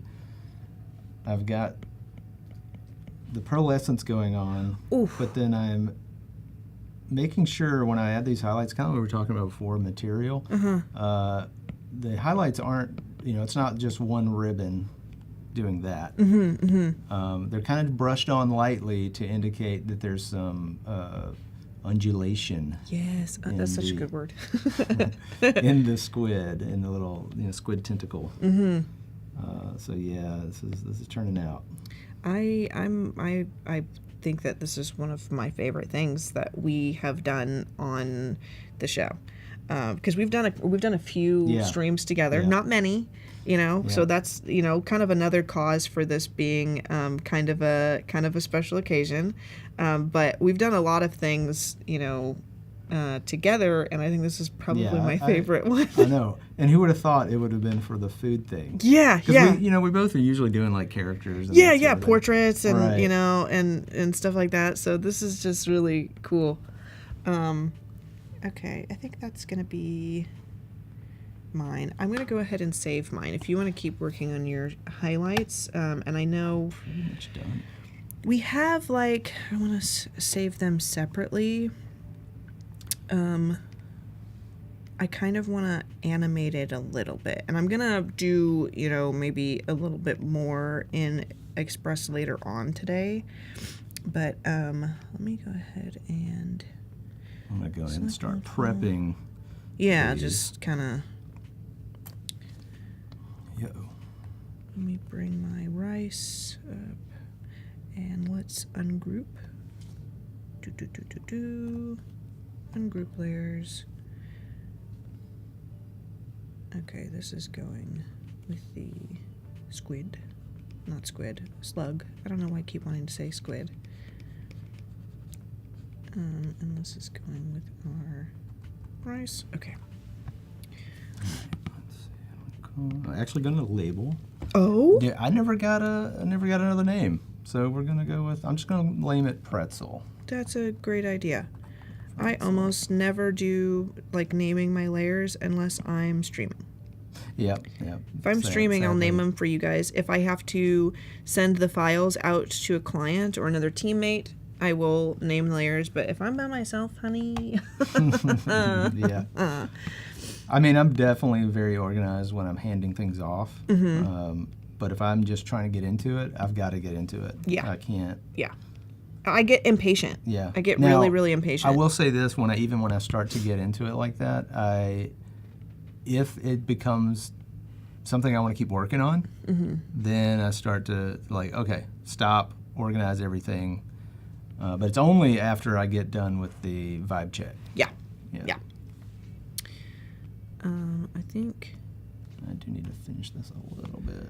I just needed to add like some of those little. We definitely have time. I don't know. I suddenly was like, we're out of time. We need to go. Well, we wouldn't have time if, and this is very commercially, but if Express wasn't so easy to just kind of pop in and use stuff. Very true. I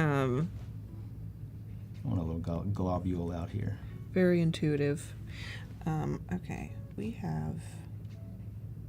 I think I'm good to go with those. I'm going to start separating these out, and I'm going to start dragging stuff into our library while you're working, and then we can kind of pop into... Sounds good. Okay. Oops. I am going to save this real quick. Since we have both of our screens up here, I can kind of show you guys that I've kind of separated the rice out in my layers panel over here. I've separated my rice out and kind of moved them under the individual pieces. So now these are separate. And you can see there are some things, you know, that do make it, like, they're a little messy, a little rough around the edges. Like if I do remove that slug, you can see like part of our row is not there.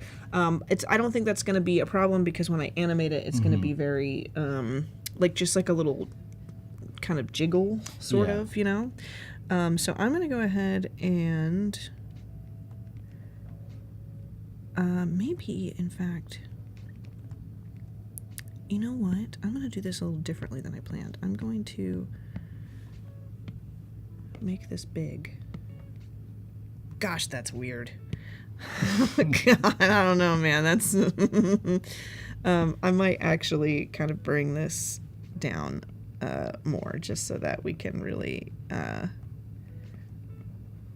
kind of see the rest of this and it's not so crazy. I'm just gonna, and it's not as detailed as the rest of it because I don't want to waste time on it, but the idea is that you can just see maybe a little bit more of the details so that if I animate it and it does actually show, then it's not going to be, you know, too crazy. But I'm going to go ahead and I'm going to remove the background. We're going to we're going to remove the background. Let me make sure I'm not on that. And I'm going to save these out as a PNG. So, publish and export. Export as Val and Wade. Export to save image. Yes, let's do again. Let's hide this one. Come to our row. I will give it a little extra squiggle on here. I'm just kind of talking to myself. Yeah, no, like I hear you. I'm having to like internally hum to keep myself focused. Yeah. I hear you. I hear what's going on. Yep. Getting it together. That's prepped. I'm gonna make this one big. I would love to know how other people do that. Like, do you guys talk to yourselves when you are, you know, like I have to know. When you are working by yourselves, do you talk to yourself? I feel like I was talking to myself while I was designing before I started streaming. And now that I have been streaming for so many years, I cannot. It's just second nature. Yeah. I can't do any work at any time, even if I'm, you know, on my own without talking through it. Do you find yourself doing that, not just painting, but like every, like, you know, doing the laundry, making breakfast, gotta get the yeah. All right, go ahead and get these eggs in here, and yeah. So this is my spatula. It's a medium spatula over medium heat in a medium-sized pan because we don't need that much. No, I start like explaining things. I think honestly it throws people off when I because now I over-explain a lot of things in life. You know, so it's definitely interesting, the things you pick up in this industry. Save image, Perfect. Okay, so now we have all of these. Maybe we can toss it over to Wade for a little bit. Yeah, I've been prepping all of my illustrations to make sure they have a background. They're not transparent, like I was talking about before, where there's pieces and parts missing. And I think I'm there, and all I'm going to do is share this in my library. And I made one, and there it is, Val and Wade. Perfect. You're probably going to see my sushi pictures there pretty soon. See, do I? We'll see if it's syncing. I hope it does, because I hope it does too. And now, while you're on Wade's screen, I am going to go ahead and use my laptop. We're going to pop over there. I think I'm going to send a question to the ether for our producer. Can I unplug this? Or do I? Okay. Yeah, while you're doing that, all I'm doing is dragging and dropping. Oh, yeah, we got your sushi in there now. Yeah, okay. So I'm just dragging and dropping my layer straight in, and I'm just going to use it as that and see how Express handles it. So then I just have to grab the other ones. We did the cubes. I'm going to attempt. And again, drag and just drop it. Gives you a little plus sign, which is kind of hard to see. Let me close out the navigator. But you can see everything kind of falling into place. Yes, nice. I will have, because I have shadows on one of these, the scurry puffs, I will have to think about that when I want to add a background, like if, the background of the menu or something. So just keep that in mind if you're adding shadows. It's going to matter. So let me close that so we can see what's happening. And then I'm going to grab from my pretzel. Again, if I've missed the name, post it. Yes, because honestly, now it's like, before it was creepy, now it's gorgeous. Yeah. Like, it's beautiful to me. Yeah. I have to stop looking. I'll tear up. I'm going to grab that again, drop this just into the libraries like so. Okay. And everything should be there for me. I see your sushi. Yeah. I have a lone scurry puff sitting in there. Nice. Probably won't use that. But let's see. Maybe I will hop over into Express. Also, I went and found some fonts that I might want to use. Okay. We'll see what we can get. We only have about 15 minutes. I would say, because we're at 10:42 Pacific, so I would say 10 to 13 minutes. I'm kind of starting to add our my sushi bits. Okay, so she's already working on Express. I'm just starting, so that's what the screen you see here. Yeah. I'm going to go to templates, and I'm just going to search in templates. Ooh, good. Yeah. If you want to find a template. Menu. So yeah, keep showing Val's screen. Yeah, I am going to, basically what I did is in my library, because we've kind of been working through this, we have all of the info, the images and stuff. So yours are in there. Yours are so cool. And I grabbed my individual sushi pieces so that I could have them divvied up. Yeah, because you're going to put animation on these boys. Yeah, and I figure we could go to background color, we could go more colors and just come down here and do yeah. Maybe we'll do something and I'm just searching through menus. I'm looking, there's so many options for menus here. I'm just trying to find one I think will work. There's wedding, food menus. I need something pretty simple. Actually, this one, I think. Okay. Yeah. It's super simple. I like that. And then you can just go and customize it. Click Customize. It'll bring it in for you. And then you can... First thing I would do is kind of look around at the template to kind of figure out how it works. Yeah. Because they're all different. This one looks like it's hiding... I'm trying to figure out what... Yeah, it looks like it's hiding... okay, so they have... this is clever. Whoever made this template. They have the top layer be the background because they're using multiply with an opacity. Because I was like, why can't I select the menu, the title, any of the text? But if I put this to normal, it should gray out, and then if I've made it 100%, you get a little green paper. So I love it. That's pretty clever. Whoever made that, shout out. But I'm going to drop it down here, and I'm probably going to. We only have 3 items. So I'm just going to get rid of this line. I don't like it. No offense. Not my thing. What do you got going on over there? I'm trying to be a little bit clever with this, so I don't know if this is going to work. But I was thinking, like, could I somehow, like... Honestly, I don't have to do this with like a wood texture. I was just going to try and like put in a wood texture, but maybe I'll just do this with shapes. So if I grab my shape and kind of make myself like a rectangle here, because I don't have like the tray, right? But if I did something like this, and then let's rotate this and kind of, like right here. And then cruise this underneath. I could like kind of suggest. I feel like that. Okay. Like I can, you know what I mean? Like just trying to utilize shapes to be clever with like the layout of this. So that looks like they're sitting on like a table or something. We could change the color of it. So let's go into fill and we could do maybe something like this. Maybe we'll do like that green color. And we will, something desaturated and then put bright back here. Let's do our background color and make it like, no, maybe it needs to be dark. Well, like kind of, I don't know. I feel like it definitely needs to be something back there, and I'm not sure if like pink is that something, but there needs to be some kind of color down there.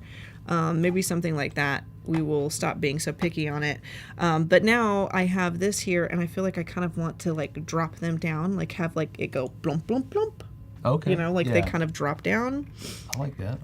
And this would be like an advertisement, I think, for like the new, like come to, I don't know what this restaurant is called. You guys are probably going to have to name the restaurant. For us. Is it a restaurant? Like, I don't know. What if it's a restaurant in the dungeon?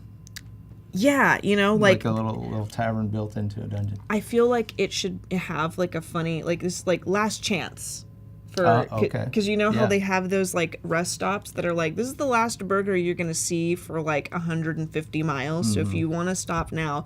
This should be like, oh, that's a great font. That's a perfect font. Oh yeah, so I did go to fonts.adobe.com and I looked up. I just put in a search for fantasy and it started popping up all kinds of goodies. Okay. But right now I'm kind of just looking at which ones I want to use. I think the ones I picked were Catechus, Janithoric, Old Man Eloquent. Okay. And then a couple of more. Fairy Tale, of course, Orb. There's some options. I didn't know if this was going to be fancy or if this was just going to be grungy. So we'll see. But right now I am just surfing through those fonts and getting my names in here. I love it. And I'm still looking at chat. Cody Bear says love that font as well. I think Jeff says last meal is a... Did you say that? Didn't you say that? Yeah, like last meal. Last meal could be fun, but like something to that effect of like, hey, this is the last, anything that you're gonna see for a while. So you really should decide maybe to stop for some food here. And honestly, at this place, I don't think that you get to really have the not the best choices. We've got what's in the dungeon, but. Farther than this be monsters. So, you're not going to have a place to stop. You're not going to have a place to resupply in this dungeon, except here. Yeah. I'm just going to add these as I go. Actually, I'll go ahead and just drag them all out. Massive here, by the way. Okay. And that's some reason it's so good. You might have to rotate it with the little rotate handle. Yeah, a little. There we go. I'm not sure why I did that. That's interesting. All right. And if you hold down Shift, you can lock it in. And I'm going to start propagating these. Brought it in at half opacity. Hello? Really? Yeah. Strange. I don't know why. Strange. That's okay. It happens. Let's see if the other ones do that. How about that? I'm just going to drag them all in. Nope, that one was good. Oh no, I have a double on that. I may have to go back and fix that. Oh, maybe I just brought in 2. You might have just brought in 2. Sometimes I do that. It's really easy. My instinct is to double click to add something from, okay. Yeah. but you really only have to tap it the once. That looks super good in there. We're trying to get there. Okay. We have about 5 minutes. Do we really? Okay. Yeah. This is honestly, I mean, we're going to kind of explore with a lot of these assets still, because I'm going to come back later and I'm definitely going to do a little more maneuvering with them. Because I feel like this definitely needs some more love. But I am enjoying what we've got. Oh, yeah. Let's go ahead and let's make this like... I'm just going to get rid of all of these groups. And I'm going to Alt and drag. I'm so glad things work the same sometimes between programs. Yes. Yeah. Make this a little bit bigger. Is that font something that you downloaded, or is it actually an Adobe font? That's an Adobe font. Really? Yes. Okay. I wonder if I have that available in here. Can you name it again? This one is. This one's Fairy Tale. Fairy Tale. Yeah. Okay. Let's see. Probably not, but. Yeah, you may have. I mean, But it sounds like something I would have tried to download at some point. So I'm gonna, let it search. Because I'd love to be able to add, a little tag to the end. There, maybe it's just loading. I feel like Wade's is a little, I'm gonna go to Adobe Fonts is what I'm gonna do. You know what? Making it plural, flesh pretzels, actually makes it a little bit actually better. Makes it maybe a little more. Okay. Let's go. Okay, there we go. It's loading. So I'm over on fonts.adobe.com.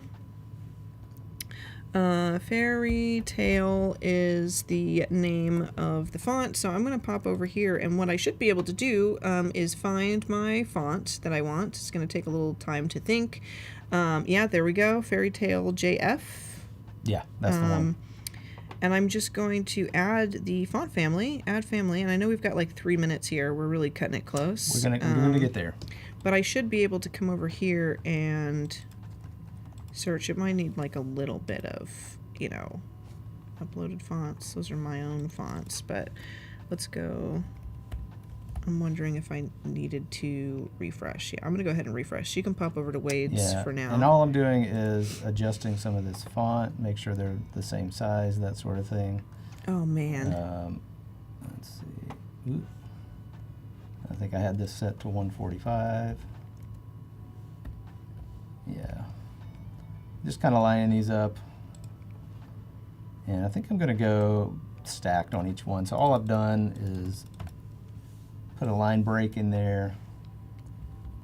Select all. Is that going to make it? Yeah, it's making them all big. And then go and adjust my spacing for that. I would take the time and uniform this if we were not under time constraints. Pressures. Yeah. But I think we're getting there with this. I'm going to make this image a little bit smaller. And I think I am going to find, go into media. Is it media? No. Elements, maybe. I'm going to go texture, paper texture.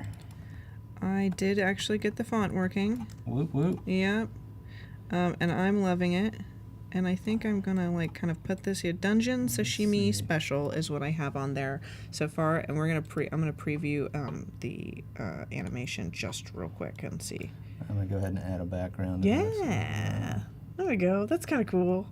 That ends up being pretty fun. So they just kind of drop down. So we have the sashimi, and then let's take a look at the texture that you're adding, because the texture is amazing. If we can pop over. Yeah, I just grabbed a background texture, and right now I'm just changing the opacity. You could set this to multiply, but there's no really a background color to multiply to. Mm-hmm. I mean, you could change maybe if you wanted to. If we wanted to, we could make a background color and be it like that. Yeah. A little bit of yellowing. I like that. Yeah. That's so good. So we're getting there. I would probably change the font colors, but that's simple enough to do. I think that this has ended up so fun. That is, kind of all the time that we have for today for this. We are going to be doing a little more work on this, as I mentioned before, as the day goes on. And I'm sure that Wade and I can kind of experiment with some of this stuff at a later date. Sure. But that was so much fun. This was awesome. That was great. That was so dope. Thank you so much for joining us, folks. Wade is going to be here still, coming up next with Idara. So please stay tuned for all of the awesome stuff that we've got coming up after this. I am going to be back after Wade and Idara with Idara. So we are doing, this is our day. Yeah, Wade. exactly. This is the mods day. So thank you all for joining. Please stay tuned, and we will see you in a few minutes. We'll see you soon. A few moments. Bye, guys.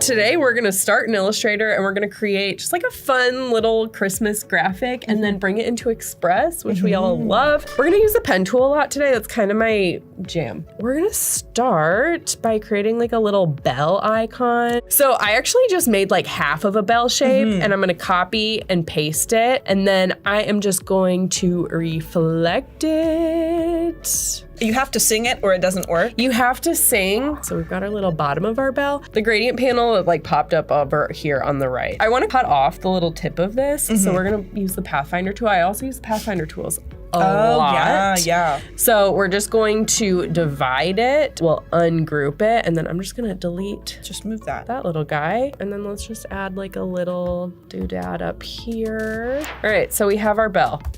We'll group her.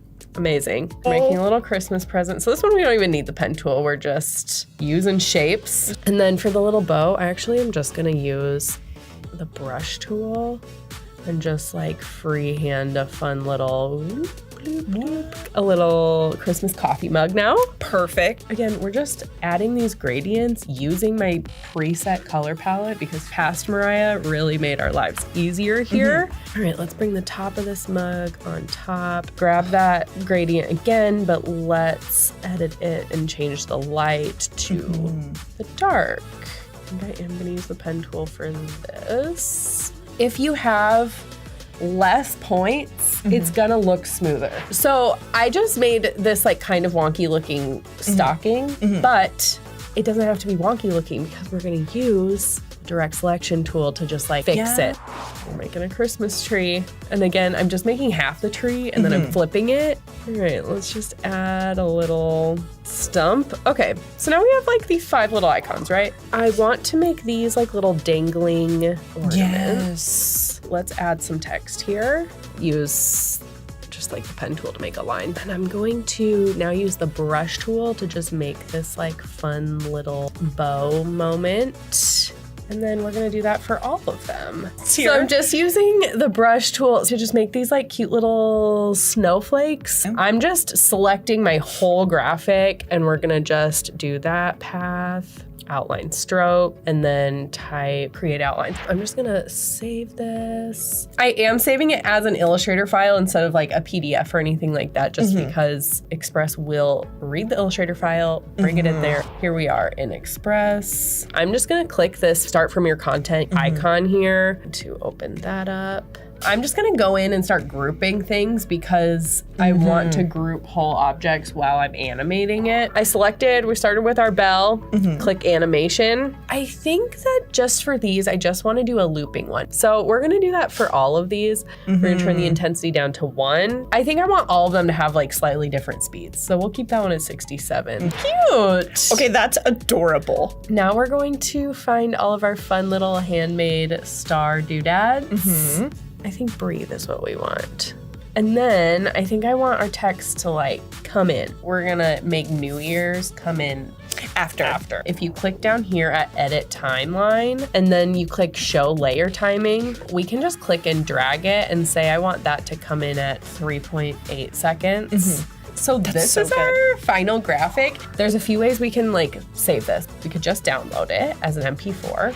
But the other cool thing is that you can actually like schedule this to Instagram. What we can do is just click schedule post and we can select.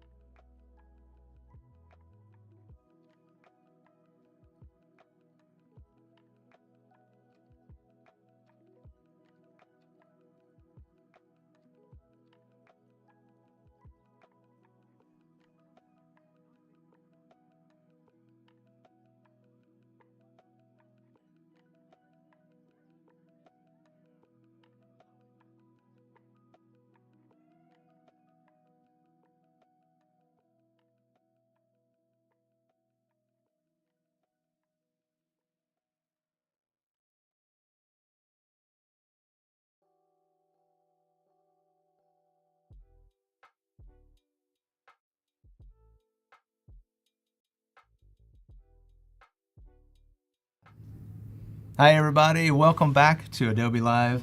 I'm going to be your host today for this section, and we're with Idara Ekpoh. Yes. Oh my gosh, I'm trying to Wait, please. trying to get the names right.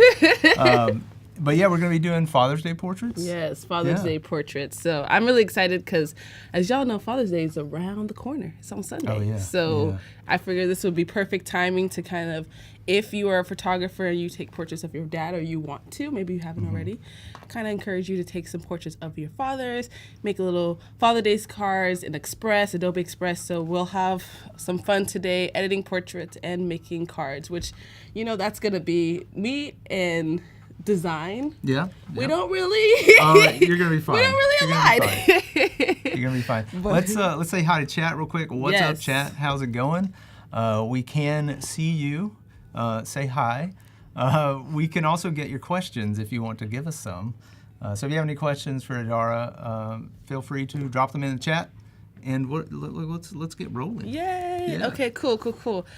So I have some portraits that I took of my dad, probably a year or two ago. Nice. Yeah, and we took them in our garage. So that's what you see, like I was just about to ask you. The studio. the Tell me studio. about your studio.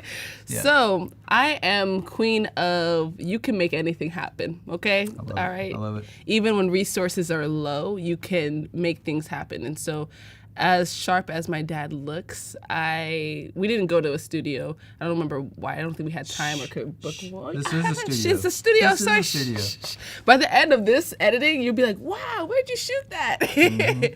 So all you really need is some natural light, a backdrop stand. You probably don't even need a backdrop stand if you had a wall, but a backdrop stand. And this is fabric. So this was just like velvet, like cream colored fabric. Yeah. And then I was just like, I don't remember how long it was, but it was at least long enough for it to be over his head and past his feet. That's all I care about. As long as it's wide enough and tall enough, that's all I need. I can fix the rest in Photoshop, which is what we'll do today. So And this is the raw image we're looking at here. raw image. Because which I'm is- already cropping this in my head, and it looks amazing Bam! already. There you go. Yeah. Look at my dad. Look at my daddy. All right, thanks everybody. We're done. Signing off.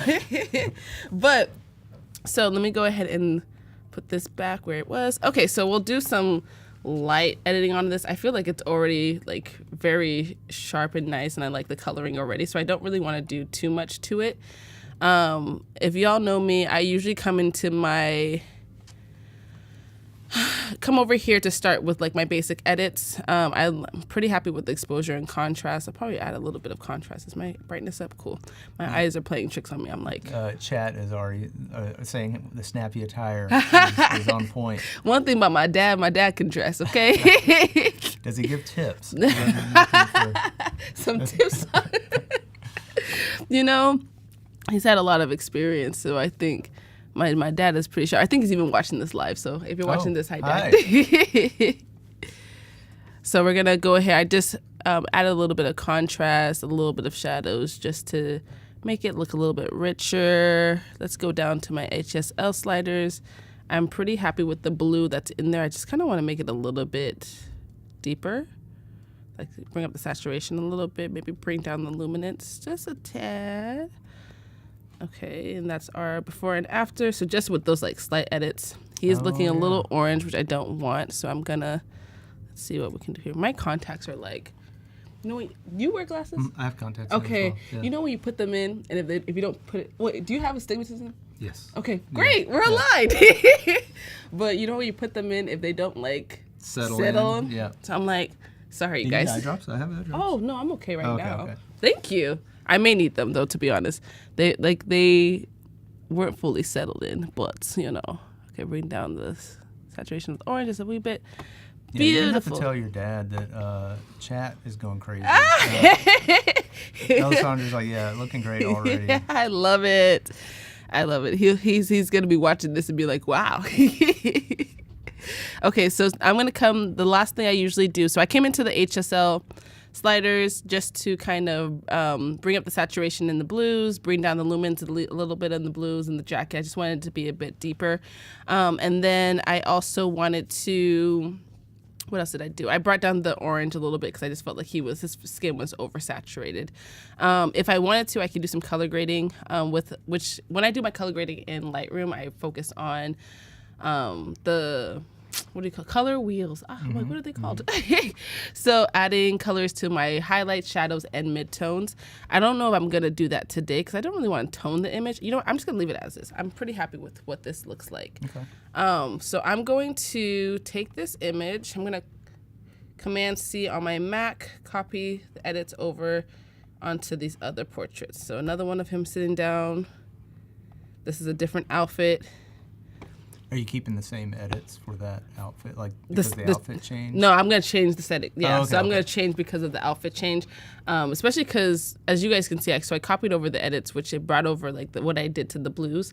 It's not going to be applicable here because there's really no blues in this image. He's wearing this kind of like mauve color.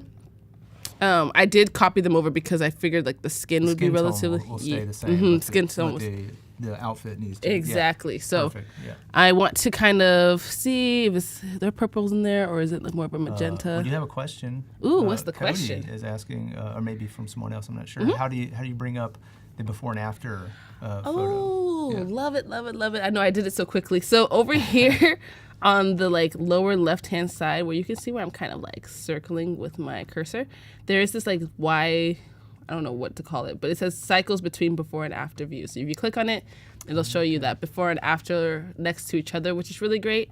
And then you can click on it again. It'll split the image so you can see the before and after. Can you? Yes. Is that a slider? It's not a slider. I don't think it's a slider. Okay, Nope. okay. But Oh, actually, no. yeah, You it can is. you You can can you move can it. Okay. slide it. Yes, The image is still. Bam. So movable. before, Yeah. after, Perfect. boop, boop. Oh, my dad's a sharp guy. Yeah. And Record said that poses okay. I love it. I love it. Yeah, you know, posing. My dad is easy to pose, but you know, I feel like posing men. I don't know if anyone else feels like this, but for me, posing men is so hard. Like I feel like I have like the this. I'm always. Like so but I love if I could get a stool or a chair there, then I feel like I can Something play you with can work that. with. Mhm, That's right. exactly. And then you can also click on it again and it'll do before and after on top, so you have a couple of different options there to be able to see what that before and after looks like. So I'm kind of happy with that image there. And then if I came back over here, I don't really kind of want to see what color. I'm not really seeing the purples or the magentas Reacting. No. Wait, are you on the right? Yeah, you are. That's it. I don't know. That's interesting. So what does this like color fall into? You know what? I might also be able to edit this color in Photoshop if we bring this into Photoshop. So let's just start with these two. So I'm gonna right click, edit in, and click on edit in Adobe Photoshop 2024, and it's going to open up. And as y'all know, Lightroom did have some updates recently as well. So as we go into Photoshop, my goal in Photoshop is to clean up the background and then play around with changing the background with generative AI. So that's what we're going to do with Generative Fill. We're going to do that. Lightroom did add in generative AI to, it's now embedded into Lightroom as well. Not the expand option, but you can kind of fill certain aspects. So I just wanted to point that out in case y'all did not already know that, because that is a great feature to utilize there. So I'm going to go ahead and open up Photoshop, which I believe is open first. First thing I always do is duplicate that layer. Yep. Back up. Yeah. So I'm going to click over here, go to my lasso tool, and I'm just going to come around my dad like this. And the goal here, I'm going to go around the edges because this is all I want to fill. So it's like around him, but I still made sure to leave some space of the kind of like the white backdrop, hoping that AI will be able to say, okay, this is what I want you to kind of clean up and fix. So I'm just going to click on Generative Fill. I'm not going to put in a prompt. I'm just going to put generate. I like to see if it is aligned with me. Put it through the paces. Exactly. Yeah. So we're just going to give it a quick moment. Bam! That part is taken care of. See, it knew what I wanted it to do. And if I wanted to look at the different variations, I could just kind of click through. It's very slight in the changes. Some of them are messing with more so the ground, the bottom of the fabric. And then if I wanted to come and clean up any of this, I could do that as well, because I really like how, what's the word I'm looking for? Like seamless the top half is, and then the bottom half is like really rough. So if I wanted to come in and try to see if I can remove some of these wrinkles with that generated fill, let me see if it'll do that. I don't think that's gonna matter too much, because I'm wondering if, like, by the time I put this photo into Express, if I would want to keep the backdrop. Yep, it did it. So bam. So I'm gonna keep doing that. I may want to remove the backdrop. I don't know. It depends on what this card looks like. I'm gonna need y'all's help with this card. Do you already have? Are these cards just gonna be? What's the layout of these cards? Because you mentioned graphic design. So it's a basic Father's Day card. But just something like maybe like a cute like animation. I do want to animate it, so I want to make it cute. Be like Happy Father's Day, and like my dad, like glows in. I don't know. I mean, I've started. My head goes all over the place. So I was thinking, like, man, this guy, look at him. He has to have some amazing quotes. Yeah. Like I can just. I know. I'm picturing like the most beautiful pearls of wisdom that just come from this guy. I know. I should have even like prepped a quote. I'm gonna have to like do some, or maybe we look up some like Father's Day like encourage. I don't know, something that I could say to my dad, maybe more so, because I'm trying to think of like a quote of his. He is a quote man. Oh, okay. I mean, look at he looks like that, right? He's probably very quotable. Yeah. So I think I'm kind of fine with the way that this looks. I don't think it'll matter much in the end, but I'm just gonna do this last bit. Yeah, it really did knock out a lot of the wrinkles. Yeah. Kind of added some there. Yeah. I'm like, damn. That's not bad. All right. I'll just leave it on that one. Okay, so I'm going to merge all of this into one layer. Merge layers. Bam. Cool.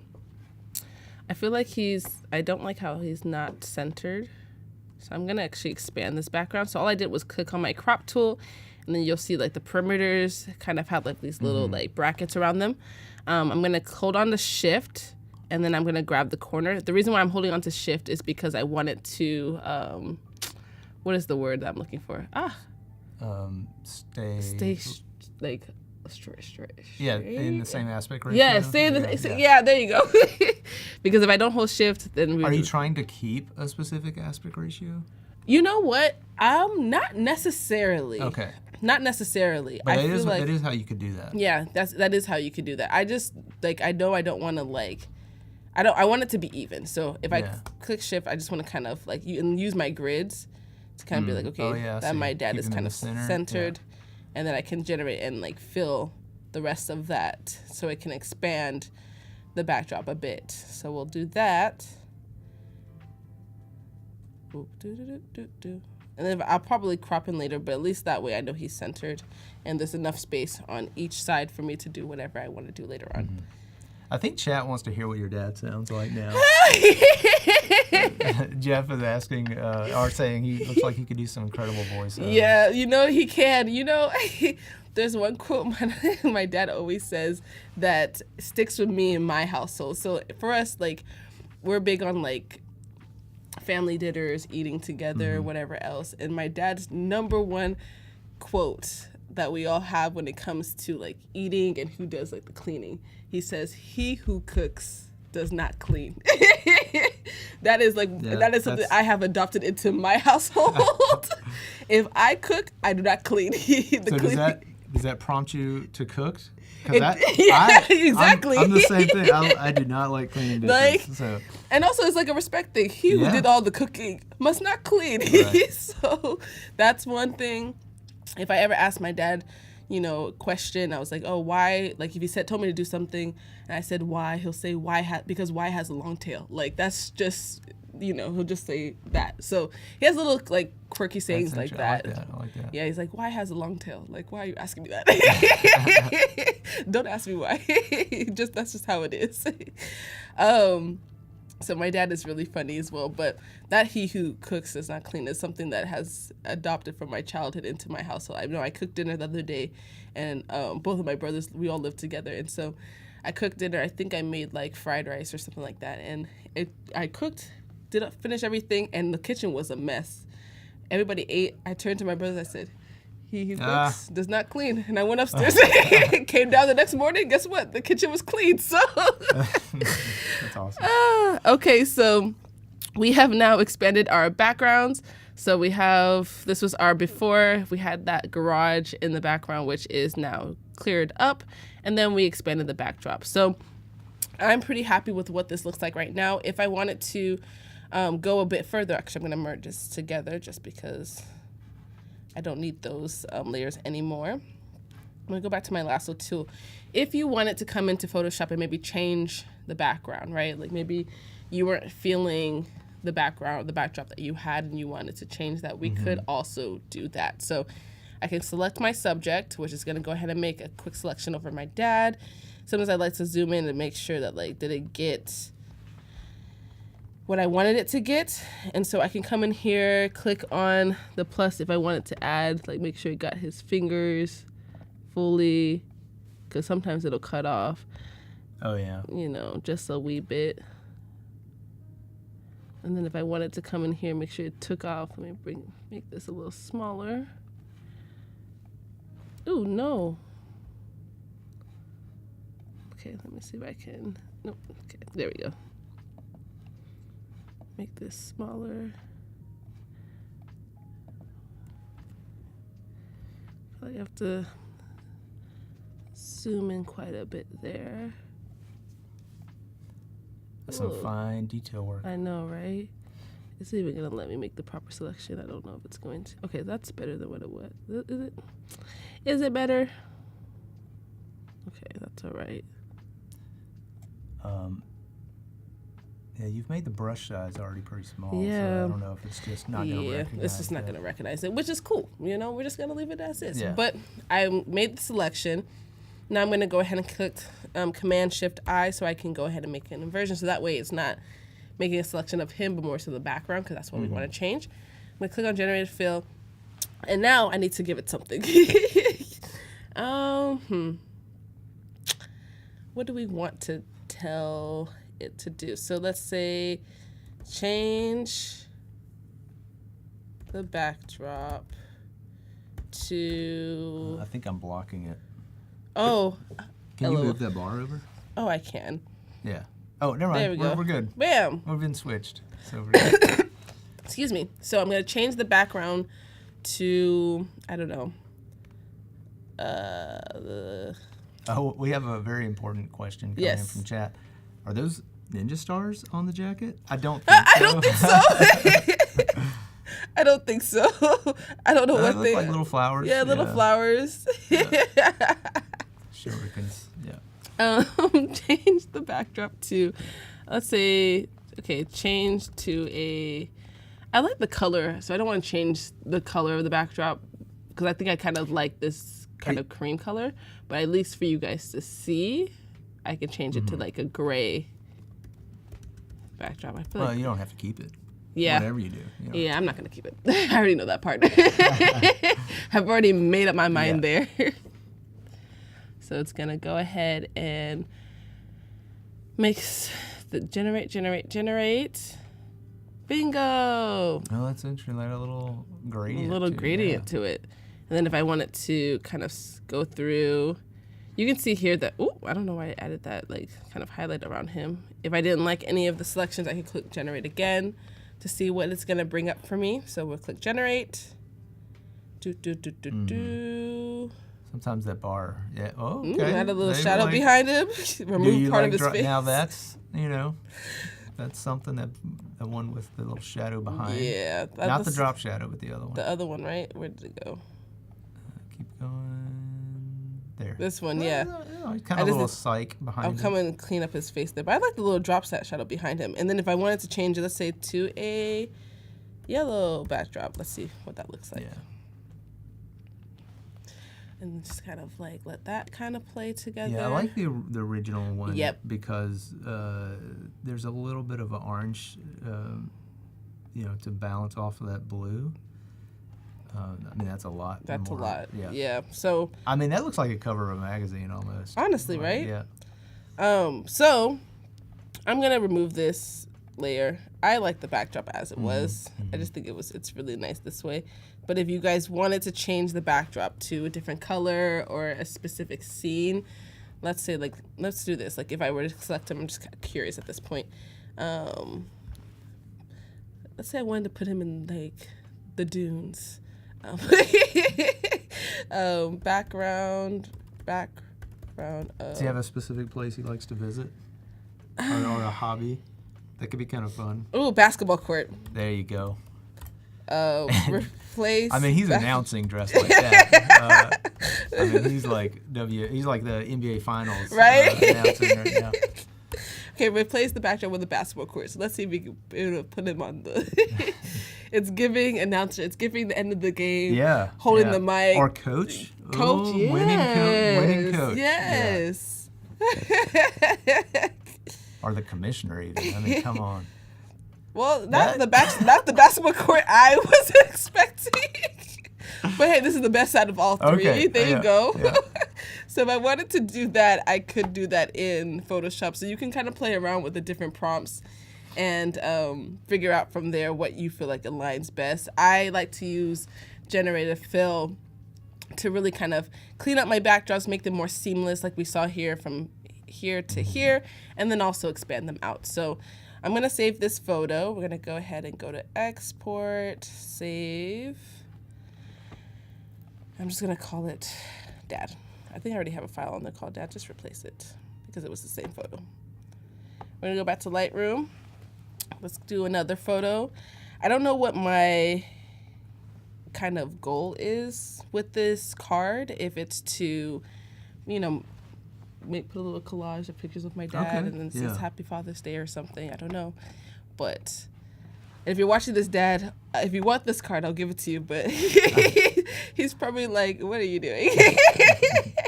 Why did you Does he know that you're using his image? Like, did you tell him? He knows as of like the text message I sent this morning, but like there was no fair warning. That's hilarious. He hadn't replied yet. He's at work, so if he's watching, he'll probably be surprised. All right, so we're gonna cleaning up this backdrop here. Oh, make sure that stays there. But my dad is one of my biggest supporters, so he's always like, "Yeah, that's great to hear. Use the photo. Do whatever you want to do." Okay, there we go. So generate, clean up the backdrop. And I just love how easy that is because in the past, before we had AI embedded into like these Adobe tools, I would have to come in here and clone and stamp and clone and stamp and try to clean up the background that way. And it took time that I just did not have. I mean, I made the time, but now you can kind of do a lot of this freely, which is really nice. Okay, so I'm gonna expand this backdrop out. Let's see if that will take care of that for me. Generating. Bingo! Bam. So I'm gonna merge these layers so we can see that before and after. Bam, bam. Like, come on now. Yeah, and they're all cohesive. They're all cohesive, which is what I really like too. Go back to Lightroom. Let's see, which photo do I want to do? I already have one of him sitting, so I'll skip the sitting one. Let's do this one. Another one of him standing, clean up the background. All right, so I'm gonna come around here, just like we did with the first portrait. And we'll start with here, and then I'll come back for this little bit here in the front. But I like, and the reason why I also really like the utilizing these tools, because again, to the point that I made in the beginning, is that you don't have to have, oh, nope, that's not what I wanted. Nope, Okay. nope, oh, okay, I- all right. Honestly, those are the fun things. When I'm watching someone use, these features, I'm just like, what are they gonna get? Yeah. They don't know. They don't know. They don't know. We can still work with this. We can kind of go from here. So I'm going to clean this up. But the reason why, I like being able to use the tools, at least in the first two photos you guys were able to see, like, I didn't have that much, like, space. Well, when we were in the garage, but I didn't have that much fabric. I didn't want to go and spend so much money on seamless backdrops, especially because backdrop paper is expensive. Mm-hmm. And it's hard to store. That's the other thing. That's why how do you store giant? I mean, a lot of people have them on rolls. Exactly. And that sort of thing, but then that's even big. That's big. Yeah, so if I want like a proper backdrop, seamless backdrop paper, they're so big. They take up. If you have one or two, okay, maybe you put it somewhere in your house. But like, all the different colors I like to shoot with, like, cream, there's black, there's all the colors. I love to shoot on like purples, greens, blues, all those different colors. It's just too much space and too much money. So I am team fabric store. One thing about me is I go inside the fabric store. They see my face and the funny thing is I'll go into like a Joann's fabric store. I don't know if they have Joann's everywhere. I assume so. I'll go in and they'll be like, oh, like, what are you making? I'm like, yeah, you ordered yards and yards of fabric. They're like, oh, what are you sewing? Is it like a fun project? And I'm like, ha, ha, ha, ha, ha. So, but just like that, we've been able to clean up this background. Right there. Generate that. Oh, my goodness. I can't believe that Father's Day is already here. Like, June is flying by. Mm-hmm. The whole year is flying by. The stream is also flying by because we're about halfway done. Woohoo! Yeah. Well, not woohoo. Like, I'm ready to get out of here, y'all. Sorry. No, I mean, you've come a long way with your edits. You're still working on it. We're still working on it. We're still making our way. Yeah. And that's what we're doing. You're making Father's Day cards for anybody who's just coming in. This is your father. And My you're father. Editing some photos, and we're making jokes along the way. Yes. Getting to look at this very stylish gentleman. Very, very stylish. So now I want to kind of come in here, go into my selective color. If you guys remember earlier, we weren't able to really edit the color of his outfit. So I'm just kind of curious to see what we can do here. See if there's so there's red. It's pulling reds. So I'm going to go ahead and it's going to So what are you using to do that? Yeah. So I'm going to go to my adjustment layers, come down to selective color, and click on selective color. Go ahead. Oh, no, I was just going to, for the for the observant viewer, if they were here last time, that's what I was using for the illustrations. So it's really cool to watch, similar similar process, but now with photos. Yes. So what do you like selective color for? Honestly, I have started using it more lately. I've known it's a thing for a while, and I have used it from time to time. But now I'm like, I use a working grayscale. So I will take that and just click my neutrals, find the color of the neutral I want, find the color of the dark variations that I want, and the same thing with the lights, and you're almost getting a base layer from my illustration. So it just makes everything faster. Yeah. Oh, wow. Yeah. I love that. Okay, cool. Because I like it because when I'm doing any kind of like color grading, color toning, but specifically on the grading side, I love that when you compare this to the HL sliders, the HSL sliders, which I'll go back to real quickly in Lightroom, they are kind of like standard. Like you can impact the oranges in the hues. You know, like this is the kind of the scale that you have here. Whereas what I like about the selective color in Photoshop is that if I'm editing the reds, I can edit the cyans, if there's any cyans in the reds, if there's any magenta in the red, if there's any yellows or blacks in the reds. Yeah. So I just love how much like more detail you have in the colors. Yeah, you get a field, a very, reds, and then you get that broken down. Exactly, you break it down even further. So in Lightroom, it's just reds. So like all you're doing is dealing with that. But like being able to pull out certain colors, and then you can do it for the yellows, and you can do it on separate layers. Because that's the one thing I also, and the biggest thing that I also prefer with Photoshop when it comes to this specific tool, to the HSL sliders, is that whatever edits I'm making with the sliders with the colors, it's impacting the entire image. Right. Opposed to here, I can make individual layers. And if I were, like, for example, we're in the reds are going to obviously impact his outfit, but they're going to impact the reds in his skin. So if I don't want to do that, I can make a mask of his outfit so that way it won't impact anything else, which I really, really like. That's being able to have that targeted editing with. And there's I think it's called point color in Photoshop, in Lightroom, where you can have a bit more kind of accuracy with a specific color and focusing more on that. But you can still see here, like, it's still, I can, even if I brought down the range, it's still kind of impacting his skin. Yeah. So that is what I don't want.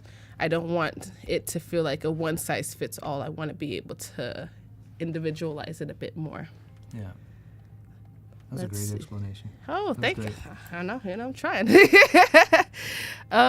Let's see. And then I really like this outfit. So as y'all saw here, this was a proper suit and tie kind of a situation. This is more of our traditional wear. I'm Nigerian, so this is more of like the traditional Nigerian attire that we have. On that note, Jeff is asking. Yes. I think your father has clearly taken over the show. Does your father have an accent? Yes. So both my parents were born and raised in Nigeria. Came here to the United States. So I'm first generation American. And so they had me and all my siblings in Phoenix, Arizona. So it's really kind of interesting because I think people sometimes are like, oh, like, it's interesting when you talk about accent because he's been here for so long that like I don't hear an accent. Right. Like, it's not like when people come straight from Nigeria, I hear clearly the accent. And then I hear my dad talking, I'm like, and I hear my mom talking, I'm like, y'all don't have accents. But then when they go out, they're like, people are like, where are you from? So I think that's a bit funny there. But yes, he does have an accent technically, but do I hear it? No. Okay, so I'm going to come in here with my reds, kind of play around there. I'm focusing on his clothing. Of course, we're going to see that it's going to make an impact to his skin, but I'm going to come back and get rid of that. I can actually, you know what, let's try this. Let's try to make a selection, actually. Select our subject, and then see if I can come in here and remove, like, his head. Yeah, there we go. Okay, so his head is out of it, and then let's see if we can do the same with his hand.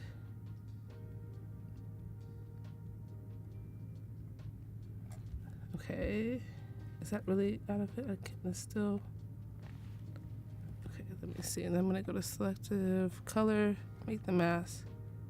There we go. So now it's not doing anything to his face or his hand, which is, so the mask is on the selective color. Yeah. And then you can see that there's a spot here that I missed, which I can come back and kind of clean up later, and even around his fingers as well, because some of his fingers still got caught. I can clean that up. For the purpose of this, I'm not worried about making it like so accurate, but This is just so you guys can see that if I wanted to change the outfit color, I could. That's a bit too vibrant for me, and not as realistic anymore, but and I don't have like any kind of like science when it comes to this. I just really go back and forth with my sliders until I find something that like looks good to my eye. So that is good there. Let me go to magenta, see if anything will happen. Yeah, so it's pulling more red than it is like a magenta purple color, which I find really interesting. It's interesting like what my eye sees and then what it picks up. Okay, I don't want to do that. I don't want to add blacks. So that's the before and that's the after, just to kind of give some background. Just a little, we don't need much, but just a little bit. All right, so I did that one. Zoom out, and then we'll just do this one as our last edit, and then we'll kind of make our way into Express because we've passed the halfway point and we should have some fun. We can try to have some fun with the card. All right, so same thing we were doing before. We're just gonna, got close to his head, but didn't get it. So we're just kind of fill up this backdrop here. And just as a reminder, we talked about this a little bit ago. If you guys wanted to use Generative Fill to change your backdrop, you could do that as well. In the steps that I showed as far as being able to select your subject, invert the selection so that way you're making the edit on the backdrop and not your subject, and then put in your prompt. So that is another option there as well. We prefer to keep the backdrop because I think the color just looks really nice. And then I'm going to go select subject again. I'm going to remove his head. We're just going to come in here and kind of do the same color change on his outfit. And that's a very not so great selection, but it'll do for right now. Yeah, it'll work. It'll work. We don't have to be perfect. Okay, so I want it to look the same. So negative 44, 40. Negative 44, 40, negative 34, and 4. Was that a negative or a positive 4? Negative. Ooh. Okay, cool. Getting some good feedback. Chat saying the edit is awesome. Woohoo! Thank you, guys. So we're going to export our images. So we're going to call this Dad 2. Then export again. And call this one Dad 3. So original, right? Yeah, you're keeping it organized. We know. Right. And export Dad 4. Bam. So 4 portraits of my father. 1, 2, 3, 4. 2 different outfits as well. So now I'm going to go ahead and open up Express. And this is where we're gonna make a little Father's Day card. Nice. Woo! Oh yeah, you're using templates? I am a template girly. Other people have already done the work. Might as well. Yes, might as well make use it your own. Yeah. Because one thing about me, originality. If I start from a blank slate completely, I'm just gonna look at that blank slate and be like, what should I do? But if I see something that I'm like, okay, I like this, I can take elements of it. I really liked the boldness of the font. And so I really was like, okay, how do I want to keep this? I don't want, obviously, these people here, the little characters here, but I can kind of customize it. So if you guys can see here, there is you can search for templates. And all I did was, as you can see here, type in Father's Day. And you'll see all of these Father's Day kind of templates here for you. I feel like they're it's a preference also, because you could also look at the templates and be like, oh, none of them speak to me. They're just either doing too much or not doing enough. So it's just kind of a preference in regards to there. But I said, let's just do a template, drop the photos in, and kind of go from there. And I can completely understand where you're coming from with the well, I don't really, especially what you're saying about graphic design. It's I don't really know where to start. Yep. Somebody's already kind of started it. And also I love the idea of you search for Father's Day cards. Yes. But if you wanted a mood, you could have searched for fishing trip, taken that and made that into a Father's Day card. Exactly. Yep. So you don't have to do like the find what you want in creative ways. But I like where you're starting with this because I'm already seeing what you're doing. Yeah, I'm like, it's really getting there. I'm like, I feel a little something. So I'm gonna go ahead and delete this. I was gonna say they look like gingerbread, but maybe I can't. It kind of has a sailor vibe almost. Oh yeah, more so. I can't tell. it out. But I'm gonna click on that layer there, and I'm just gonna click delete so they can go bye bye. Yeah. They're enjoying Father's Day somewhere else. That's somewhere else. Yeah. So I'm gonna click upload. I could go into my stuff here and kind of where am I going to? Media, upload files from my device. Here are my dad 1, 2, 3, and 4. So that upload into there. Oop, we don't need to upload anything else. Cody was saying the same thing. It's hard to visualize from scratch. It so, is. Getting a little start. I'm not original. But the one I think I mean, don't sell yourself yeah, short. you're right. Yeah, you're let's right. not I do that. am. Yeah. Thank you so much, Gwen. Like, let me not. Sometimes you be talking about yourself. When you walked in, I'm like, that's definitely original. Yeah. But that's the great thing about inspiration, being able to pull inspiration from different places and find ways to make it your own. Like, I feel like it's very difficult for things to truly be 100% original. Something is inspired by something else. To that same idea, behind a camera, you're amazing. It just may not be your thing with graphic design. It's not. But you also haven't put in that effort. So of course you're going to be. You're right. Yeah. So don't be hard on yourself. You're guys, right. Yes. You know what? It's so funny because like, if I actually gave it a quick moment, I might be able to pull out something in my graphic design bag. So I'm not gonna cut myself short. Let's see where I'm at by the end of the year. And see what progress I've made with Express. So I've kind of uploaded all 4 of my images. I kind of am trying to decide if I want to keep the background or if I want to remove it and just kind of place my dad around. I don't know. So if I wanted to do that, as you guys can see, if I click on the photo, there's a remove background option in Express. If I clicked on that, it's just gonna, bam, remove that. Yeah, let's just remove him. Remove the backdrop. We did all that work in expanding the backdrop just for me to remove it. It looks like he's sitting on the right? TV. It looks like he's sitting on it. I mean, that was just where you placed it, but I love it's awesome. Yeah. Remove backdrop. It's also, right now, I don't know where we're going with it, but it's also giving me like, this is a movie starring your dad. Right? Yeah. Oh my gosh, yeah.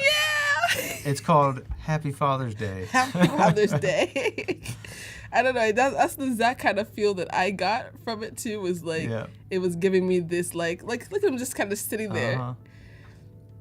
It was giving me like a movie poster with the font. Yeah, Happy Father's Day. Live, love, dad. Live, love, dad. You know what? I love that. Live, love, dad. Let's change that. So. Oh, please don't use that. Don't give me something because I'm gonna use it. You can do whatever you want. This is your screen. Okay, let's see. Where do we want? Let's see, everything placed. Do we want like a bigger version of him in the background and like faded or something, or like should we have like all 4 of him down here? I don't know what looks best. I don't know. I like the idea of having a focal one. Right. At least even now the size variation is better. So like should I like leave it over here with like bigger? It depends on how legible you want Happy Father's Day to stay. I know, you're right. I don't want want to take that one that you have. Just try this. Scale them down to place inside the A. Oh, which A? That A, yeah, the one you're there. Okay. And there, that will give it. Well, you don't have to be that. I liked it. I liked him kind of coming over the bottom, like you had it. Yeah, something like that. Maybe a little bit smaller, but we can still read that it's a day. You might want to use some of the bottom type. I don't know if you're keeping it anyway. I don't know if I'm going to keep it. Yeah. And then maybe the rule of 3s, where you only have 3 images. Yeah, I feel like 4 is a lot. So I'm thinking we remove. I like these 2. You could also bring him up Oh, that's tough though. I was gonna say the one in the A. You're kind of getting a tangent where his head is hitting the top of that A. Yeah. You can just bump him up, just to break that. Like that? Yeah, a little bit more maybe. Yeah, something like that. Yeah. It's almost getting a tangent with it, but that looks better. Yeah, I that think. looks better. That does look better. Let's see. I feel like this one has to go. It's not really doing anything for me. Yeah, you're right. I feel like it's because it's very. The one thing, maybe I need to move here. Let's do this. Maybe that one. Maybe I move this. It's the same outfit. That's what I don't like. Bring that guy back. Okay, he's back. Can he be peeking over the top? Can you put him behind the H and happy? Let's see. I'm just trying to see what it looks like, but. Where is the happy? The happy's down here. And bring him up just enough to see his head and shoulders. Maybe scale him a little bit smaller. Because I think his outfit is light enough that the H will still read pretty well. And bring him up, like all the way up. All the way up. Oh no! Scale him down. Okay, and but move bring him up. Wait, move him up. Oh yeah, in the frame. Yes. Okay. Yeah. I was like, move him up where? Yeah. Okay, I like him placed there. I mean, this is your design. I feel like I'm. No. I asked for collaboration. I asked for collaboration because I like these two. I like him back here. This one feels out of place now. Like, do we even want it? I don't know. I like the idea of the rule of threes where you don't, but three's good. But I feel like we do. I kind of like him there now. I don't know. Right? Do we just leave it? I don't know. It's a little imbalanced, but it's imbalanced. So okay, here's with. Well, you know what we can do? What can we do? Keep that. Start a new page. You know what? Yeah. Let's do that. Just keep it. That's our when you start in Photoshop, duplicate, make a backup. Duplicate, make a background. Yeah, I believe you can just duplicate the entire. Yeah, there we go. Now just get into that one, and we can do whatever. We can do whatever we want. Yeah. Okay, so I've right, saved that hands one. Off. Okay, we're gonna save that one. I'm gonna remove this one. I'm kind of feeling. I like it. The three. I like it already. The celebrate, love, repeat. Let's. Happy. I'll say greatest dad ever. Oh yeah, there you go. It's like you may not even need it. Right. Yeah, and you can just bring it all down and center. But I like greatest dad too. Is it your message? What's your message? I'll say greatest dad ever. There you go.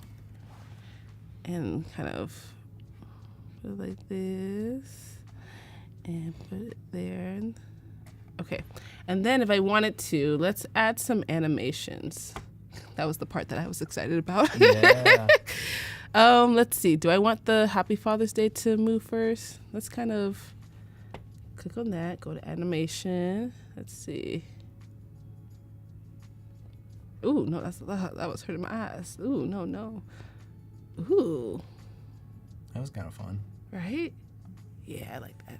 Okay. And then let's add an animation on each one of these. We have about 7 minutes, so we got plenty of time. We're getting there, you guys.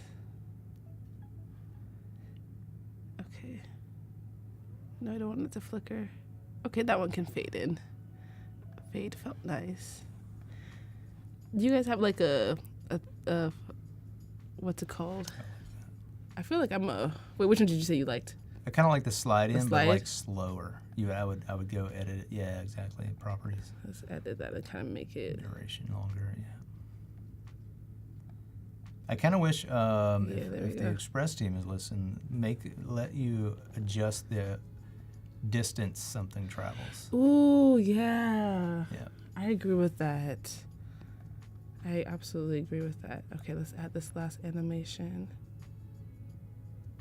So we've already had like a. I don't want him to spell. The pop wasn't bad. Oh. No, not a blur.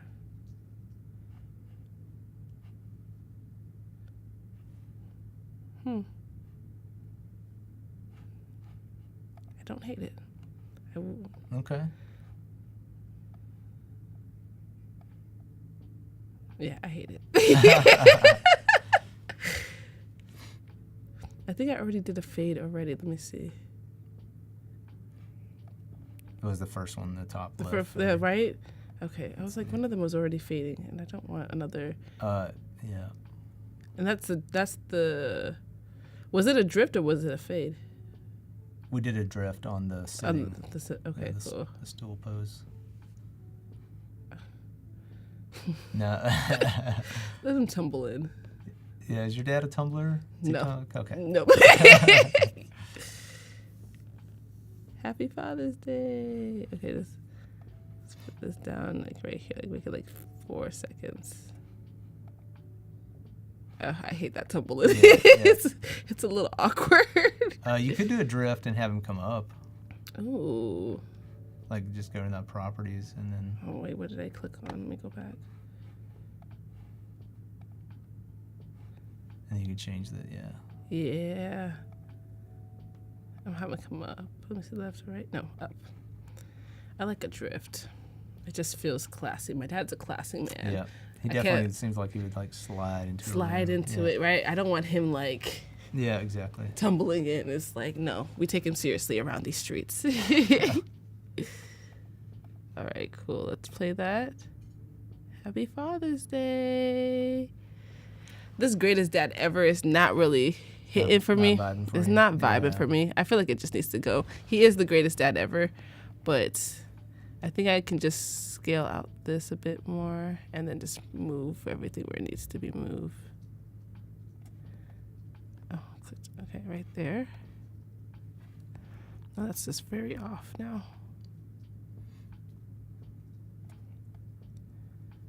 I hope you guys have been enjoying, though. Enjoying my dad.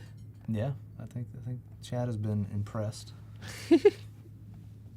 Clever is asking if they missed all the dad jokes. Well, Clever, there's still time if you want to make some. There's still time. There's still time. I ain't got any for you, but... You got about 4 minutes, 5 minutes, 4 minutes with a wrap up. Yes. Okay.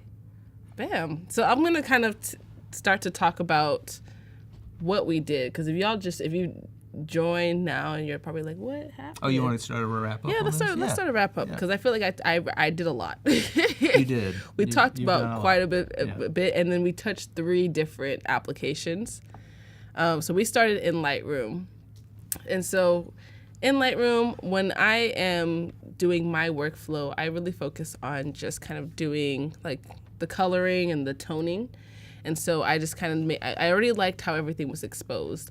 So I brought up the contrast, added some shadows, moved a little bit of the black. So you can see that this is the before and after. And then I believe I also increased the saturation of the blues with my HSL sliders, as well as reduced the saturation or bring down the luminance in the blues as well. So it can give more of a deeper blue. So that is the before and that is the after. So you can see that is just the coloring of that right there. And I just had the same similar thing. I kept the same edits. When it came to his outfit, I did make the actual color adjustment in Photoshop just because Lightroom wasn't able to pick it up. I think if I would have done the red, like you can see here, this is where we talked about the differences between using the HSL sliders versus like selective color. Yeah. Because as I'm here and I'm messing with the reds and I'm adding saturation, removing, it's also making adjustments to his skin, which I don't want to do. When you're editing skin, you tend to find that's where you'll find red, oranges, or yellows into any skin complexion. Those are like the colors that fall into it. So you want to be really careful when editing. So in skin, and then also if they're wearing a color that corresponds with one of those 3 colors I gave y'all there. So once we did that, we went and right-click, edit in, and not other application. We went to Photoshop, and in Photoshop, we did some generative fill and expanding. So just wanted to kind of clean up our backdrop. As y'all can see, I shot these in my parents' garage. And so when shooting in the garage, of course, like you can see all of this in the background. I just wanted to make sure that with whatever backdrop I use, which in this case I was using fabric, I just needed enough fabric to cover his head, the sides of his, like just make sure his whole body is within the perimeter of the fabric. So that way I know that I can do anything else I need to do in Photoshop. So with generative fill and expand, we were able to easily clean up our backdrop. And we also talked about if you guys wanted to change your backdrops with generative fill, you also have that option. So did that to all 4 of the images.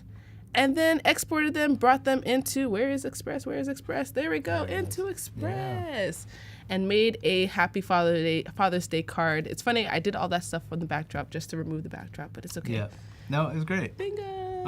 Carol does bring up a good point. I was Yes. going to say it earlier, bringing that arm in front of the H, but that's a whole other process. Oh, yeah, that's a whole other process. Yeah, that's a whole other process, but it's a great idea. Yes. Good That's job. what I would Good have wanted looking to out. do, like wrap his arm around the Yeah. But that is going to do it for our time. That's going to do it for me today, but stick around.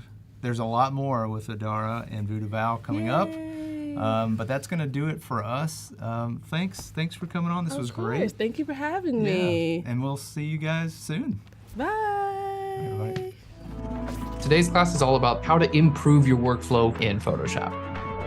We've got a JPEG and I've got a .ai file that's Adobe stock. We're gonna drag them both right into Photoshop. Now, let's say that you were working with a logo and your client says, hey, I wanna see that in a real world setting. We're gonna start by removing all of the actual branding that was on the building. So you can hit L for your lasso tool there. Making selections around the existing logo. So we're gonna click on Generative Fill. And if you wanna remove something, I generally just don't type anything in there at all.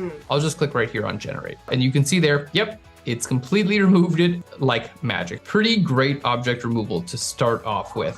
I want to create a new document. I'm going to hit Controller Command N. So let's use our move tool. We're going to just click and drag and bring those in. I'm on my layer 1. I'm going to hit M for my marquee tool, and I'm just going to make a selection right around that logo. And then selecting on layer 1, I'm going to hit Controller Command J. It's going to take whatever the content that was in that selection, and it's just going to duplicate that onto a new layer. Now we're just going to do this a few different times. I want this to be in the exact center. You can hit Controller Command A to select all. Click on your move tool. You're gonna see your alignment controls right over here. So if I wanted in the center, well, I just go center and center. If I wanted to shift click all these layers, I can then center boop and boop. Check that out. All of our logos are perfectly centered. So let's go to File. We're gonna go to Save As, logo.psd. Time to place, we're going to go to our File menu and go all the way down where it says Place Linked.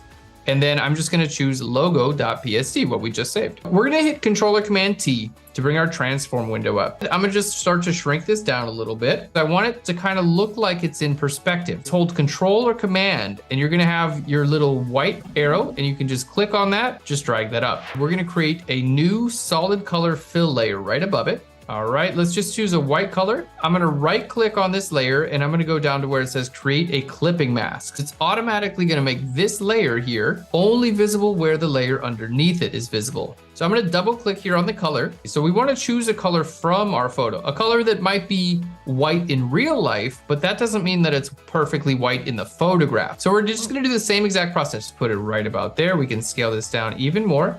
If you just click and drag there, it's gonna scale it, but it's gonna do it from the opposite corner. If you wanna scale from the center, hold Alt or Option, and that'll scale it from the center. I wanna see if I can take some of the reflect.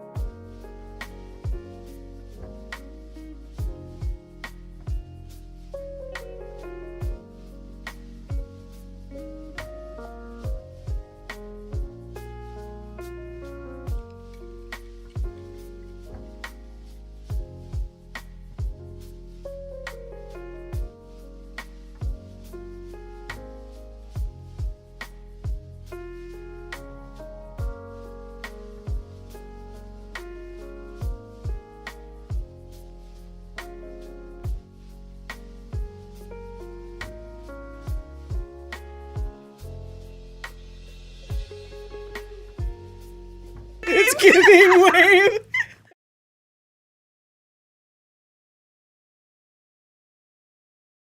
What? It is giving wave today. Hi, friends. Hi. We're back. Well, actually, we're both individually back, but we're back together. Yes, we are. This is going to be a stream. Yes, this a is going to be a show. Oh my folks. goodness, I am so excited. So we are here with VooDoo Val to talk about layout basics in Adobe Express. So we're going to kind of pick up where you left off earlier, because you have been here for a minute. Yeah, we've been here. We live here. We've been here all day. I sleep in the back. Yeah. Also, this is like, you know, it's kind of a mod takeover day for the folks who don't know in the chat. Idara is on the mod squad now. Yeah. I don't know if you guys mentioned that, but Idara is on the mod squad now, folks. So this is, you know, this is a big deal. I'm gonna be keeping our streets safe over here, okay? Watch out, Watch folks. out. We may look cute, but we can get angry, okay? We have band hammers. So if y'all have any questions in the chat, shout out to our moderators in the chat right now. I see Cody Bear, I see Jack up in there. So shout out to y'all. Thank you for keeping the chat cool and clean. If y'all have any questions throughout the stream, I will be sure to relay them to Val. But please make this as interactive as you want to make it. If not, we're gonna be having fun. Yeah, I got questions for you Yes. guys, because me and Wade, we were designing fantasy feast foods earlier, you know, and I did do some creepy I did do some creepy sushis, but I kind of want to do like one more extra thing to kind of bring into our layouts in Adobe Express, and I'm thinking we're going to be doing the brain fruit, which is, you know, this guy right here. I'm gonna kind of bring this out because we did have a bunch of ideas, but obviously these were very, very like I was taking a bite out of this, and it's a little more than I could chew. So I'm sure these are things that I will finish later. But we're gonna go with the brain fruit, and I need a color palette, you know. I need a color palette for these brain fruits. I feel like I know just the thing. What are we doing? So I'm gonna bring some photos in for reference. And I have got this very handsome gentleman here who let me get this outfit though. Like, I love this. These colors are so great. Honestly, it's like rose gold. It's gold. like mauve also. It's like just very, very good. So I'm going to be sampling these colors I love it. from this outfit. I cannot wait. And we're going to paint up our brain fruit real quick. And then we are going to dive into Adobe Express to do some more layouts and things. So excited. yes. This is going to be pretty fabulous. And I sincerely hope that he doesn't see this and is like, why? Why have you made me a brain? Why have you Daddy, you are the inspiration. Yes, you are inspiring me to do this. Okay, let's see what so I kind of like made this all one shape. So what I'm going to do is we're going to go ahead and like, I'm just going to turn this on a lower opacity so we can sort of see it, you know? And then we're going to come in with something that's like a little over the top, like a brush, just so I can like really keep my eye on the shape we're going for. Okay. And I'm going to sample. So quick like tip, and I realize that I don't do this when I usually illustrate in Fresco for Adobe Live. I usually just have my sketches. I've already looked at my reference, you know, and like kind of drawn my stuff from there. But this is how I like to bring in my reference file. So it's just, if you look at my layers, this is just an image. And this is my canvas. So I can't like, if I grab, I can paint here. I can't paint over over here. there. Yeah. Okay, it's just an image, a reference image. It's not actually included into Exactly. your canvas. Makes sense. So I also do things like I will make a Pinterest board, and I will take screenshots of the Pinterest board and bring like that in as a mood board, you know?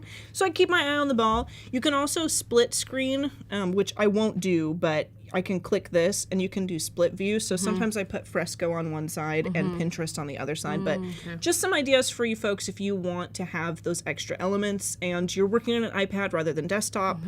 So that's like kind of a way that you can do it. But now the brains. Yes. So I am going to just make us some large shapes, brain shapes, which I think those are pretty brainy shapes. They're feeling really brainy. they're feeling pretty smart. Okay, real smart shapes.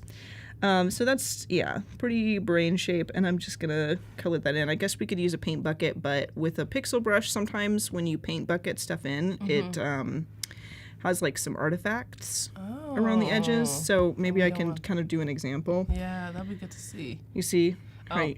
It does that. No, if I was using the honestly, a great way to do it is just to use the vector brushes, because the vector brushes are perfect, and the vector brushes don't do that. So if I made a shape with the vector brush, and then did the perfect.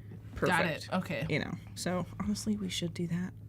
We should probably do that. But I've already made one brain shape. It's all right. We're almost there. Yeah, we've already done that. So there's one. That's our full brain fruit. Done. And then we're gonna do one that's cut in half. Okay. Okay. And in fact, I might make this a little bit bigger. I feel like it does need to be bigger. If that's our half brain, then this needs to be a little larger.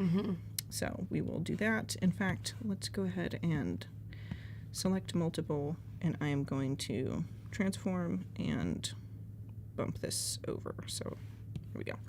And then let's turn this on a lower opacity, just so I can see everything else. See everything I'm doing. Make another layer, and we are going to select a lighter color. Yes. You know, get that lighter color in there. And then we are going to kind of get our other shape in here. Oh, this is nice. And bingo. Hey, yo. And then I use a lot of clipping masks and stuff. Clipping masks and locking transparency on my layers to kind of paint inside. And then we don't have to worry about going out of the lines or anything. I can get a little wacky and a little crazy with my drawings. Let's go ahead and turn this on. Boom. Okay, we got a little artifact right there.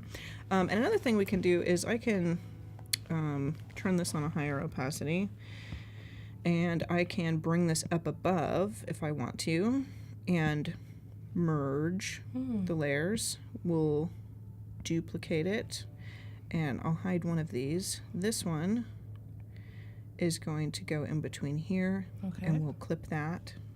Just so that I can, like, why not have the sketch, like, subtly showing, you know? We'll turn it on a lower opacity just so I can remember, like, kind of the idea of what I was doing. And then same thing here. Let's throw this in here.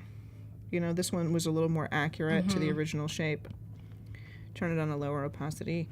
And now those are separate, so I can actually, like, come in and select, group, select, group, and now I can work on them individually. Love that. So we got the chat going crazy. Oh, yeah? Keith said drawing on the purple side of the brain by VooDoo Val. Yes. Fruit Loops, Fruit Loops, Loopy Fruits. Wade asks, Val, does your brain have a quote? Does my brain have a quote? Like,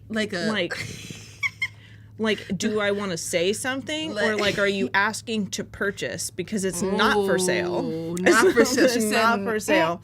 It's the only one I got, and I struggle with this one. So I don't know. I don't need to change it up. Get used to a new system. I'll stick with what I got. Stick with what I have. Okay, so right now are you picking another brush? Yeah, I'm picking another brush, and I'm going to sample what's here because I feel like this is pretty cool. And what I'm going to do is I'm just going to start suggesting that these ridges are like 3D, right?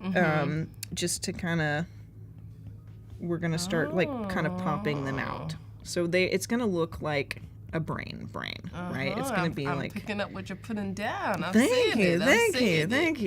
We're going to start making this look pretty cool, pretty, like it's actually like a little brain thing. I feel like it needs a stem, a brain stem. It does. You know what I mean? But Wade clarified. He said, my dad had a quote, which I gave the quotes earlier, of like, you know, he who cooks that clean, all the different quotes I gave. Does your brain have a quote. Oh, does my brain have a quote? Makes sense. Probably something odd, and maybe that's what some of those other weird comments were about Fruit Loops and stuff. Maybe. It's possible. We can think of a brain quote. Yes, we can think about one throughout the stream. If there are any brain puns that anybody wants to toss into the chat, please let us know, because we are definitely going to need a tagline for the graphic piece that we do with this in Express later. Let's come up with it together, you guys. So yes. Let's see if there's like a tagline or like a quote that you have, a brain quote, kind of throw it in the chat. We'll pick which one's the best. Clever Devlin, we are looking at you. Yes. May the odds be in your favor. Clever's developed a reputation, and she can't really escape it at this point. You know, I am the purple gal. You are the pun gal. There you know, go. like it's just how it is. Yeah. That's just how it is. That's just how it goes. Okay, Let's this see. sort of looks like a brain. I feel like we could be maybe a little more anatomically correct if we wanted to be, but it looks like a brain. yeah, that's good enough for me. I'm going to make a new layer. Make a new layer, and we're gonna grab some of this like brighter color. Ooh, I love this color so much. These are such good colors. Such good colors. Yes. And let me kind of move it to the side there so we can really see. I'm gonna go through my my blend modes. Yeah. Play around with that. Because I also want to make this look a little more appetizing, because it is supposed to be a fruit. Yeah, fruit at the end of the day. You know, yeah. It's a brain, but it's brain fruit. It's but kind of still looking fruit. also like a wad of bubble gum, and that's not the vibe. No, that was not the vibe. No. HR is like, no, That please, is no. not what we were going for. Let's do like a screen that is sort of lighter, and then I will come in with my own paint. And let's also grab like this brush. Something that is just a little bit more. I like.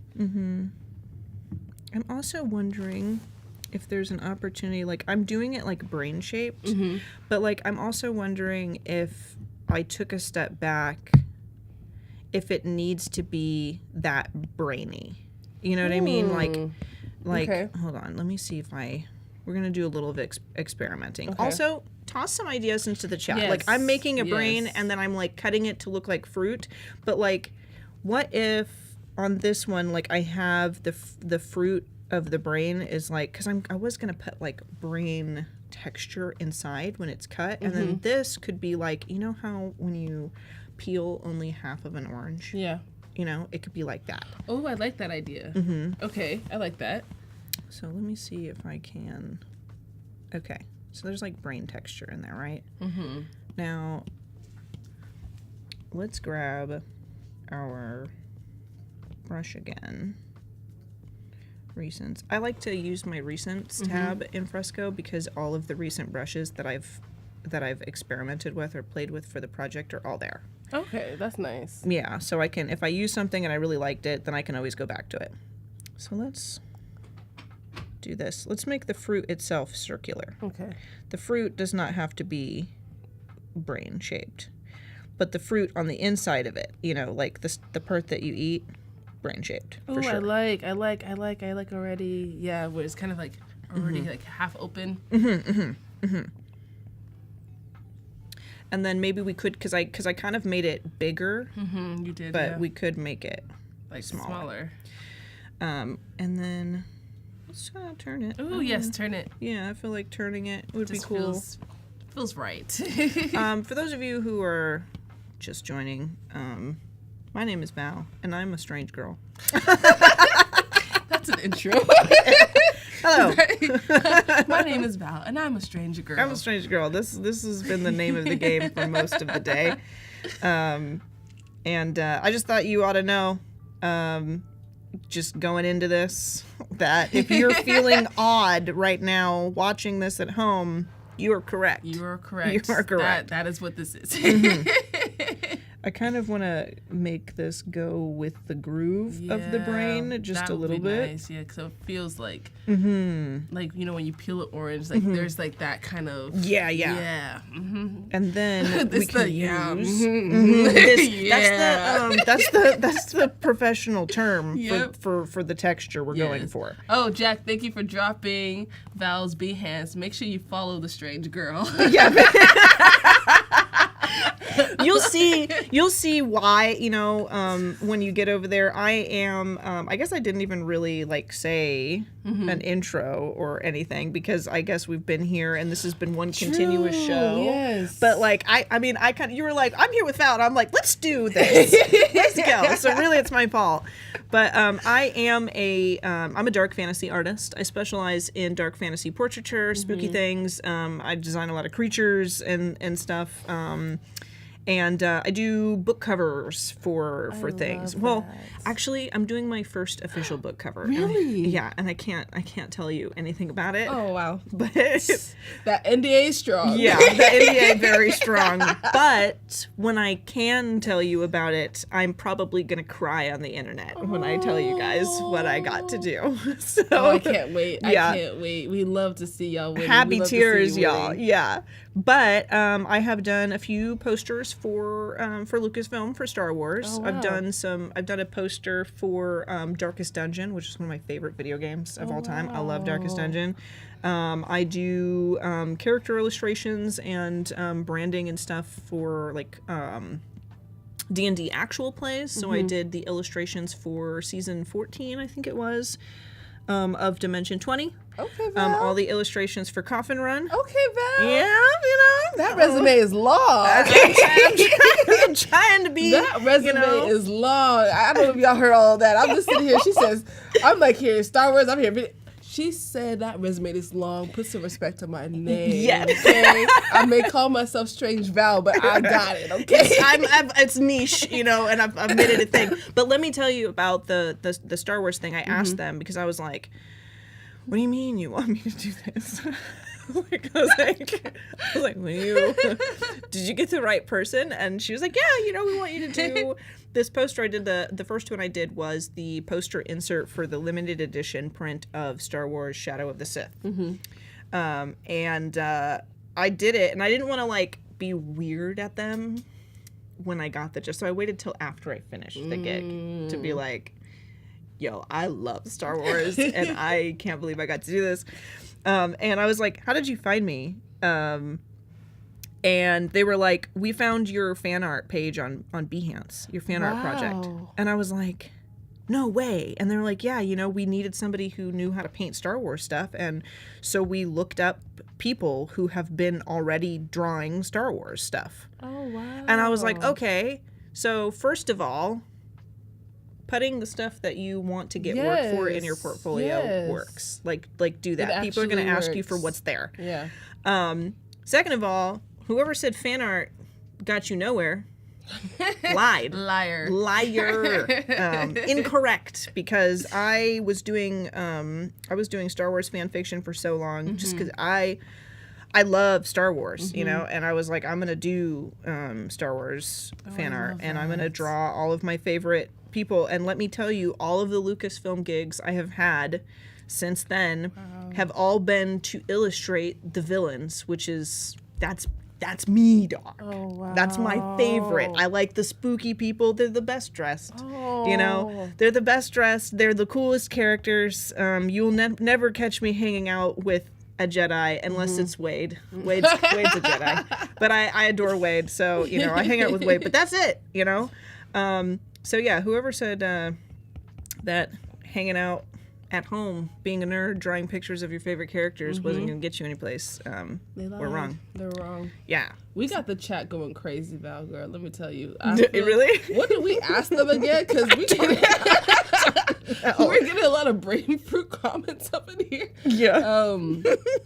Let's see. What do we have? Where? I don't even know where to start. Okay. Is that brain fruit or... It is brain fruit. Is that brain fruit is that brain fruit of food for thought? That's okay. Food for thought. Food for thought. We could put that on the design. I like that. Yeah. Make it into Happy Thoughts ice cream. Happy Thoughts. I It like does. that. It is giving kind of ice cream vibes. It's giving ice cream. I like that. Okay. Someone said fatherhood shrinks the brain. No. Fatherhood just makes you a little bit tired. Okay, it just makes you a little bit tired. Dads be getting a bad rap for that. But honestly, when I think back on it, I don't know how many times I asked the same question over and over again. They just needed a break. They just need a break from us. Sometimes that's all you really need is a break. Because I ain't got no children that I can only imagine. Well, I myself was a child, and I can imagine the strain of raising me. I was a child once. I have been strange this whole time. This is not a new development. I'm pretty sure my parents, especially my mom was just like, what did you do I now? love that. If you got brain fruit samples at the grocery store, brain teaser. That came from Clever. You know that came from Clever. Yeah, that's the Costco sample. Wade said Clever wins. I'm out. Clever wins. I'm so sorry, y'all. Wade's like, I have to go now. I have been shown up.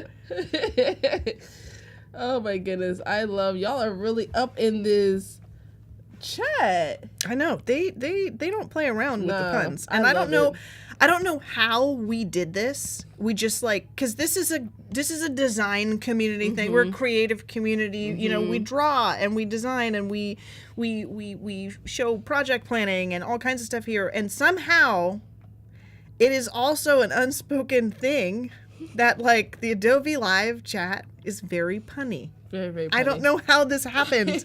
I love it though. How it came about. It's just so much fun. Okay, what are we doing now? Because we made a lot of progress. Yeah, I'm just trying to, kind of give. To be perfectly honest, this is going to be back behind half of it, so I'm trying not to be totally precious with it, because I'm going to have them kind of move and sit together.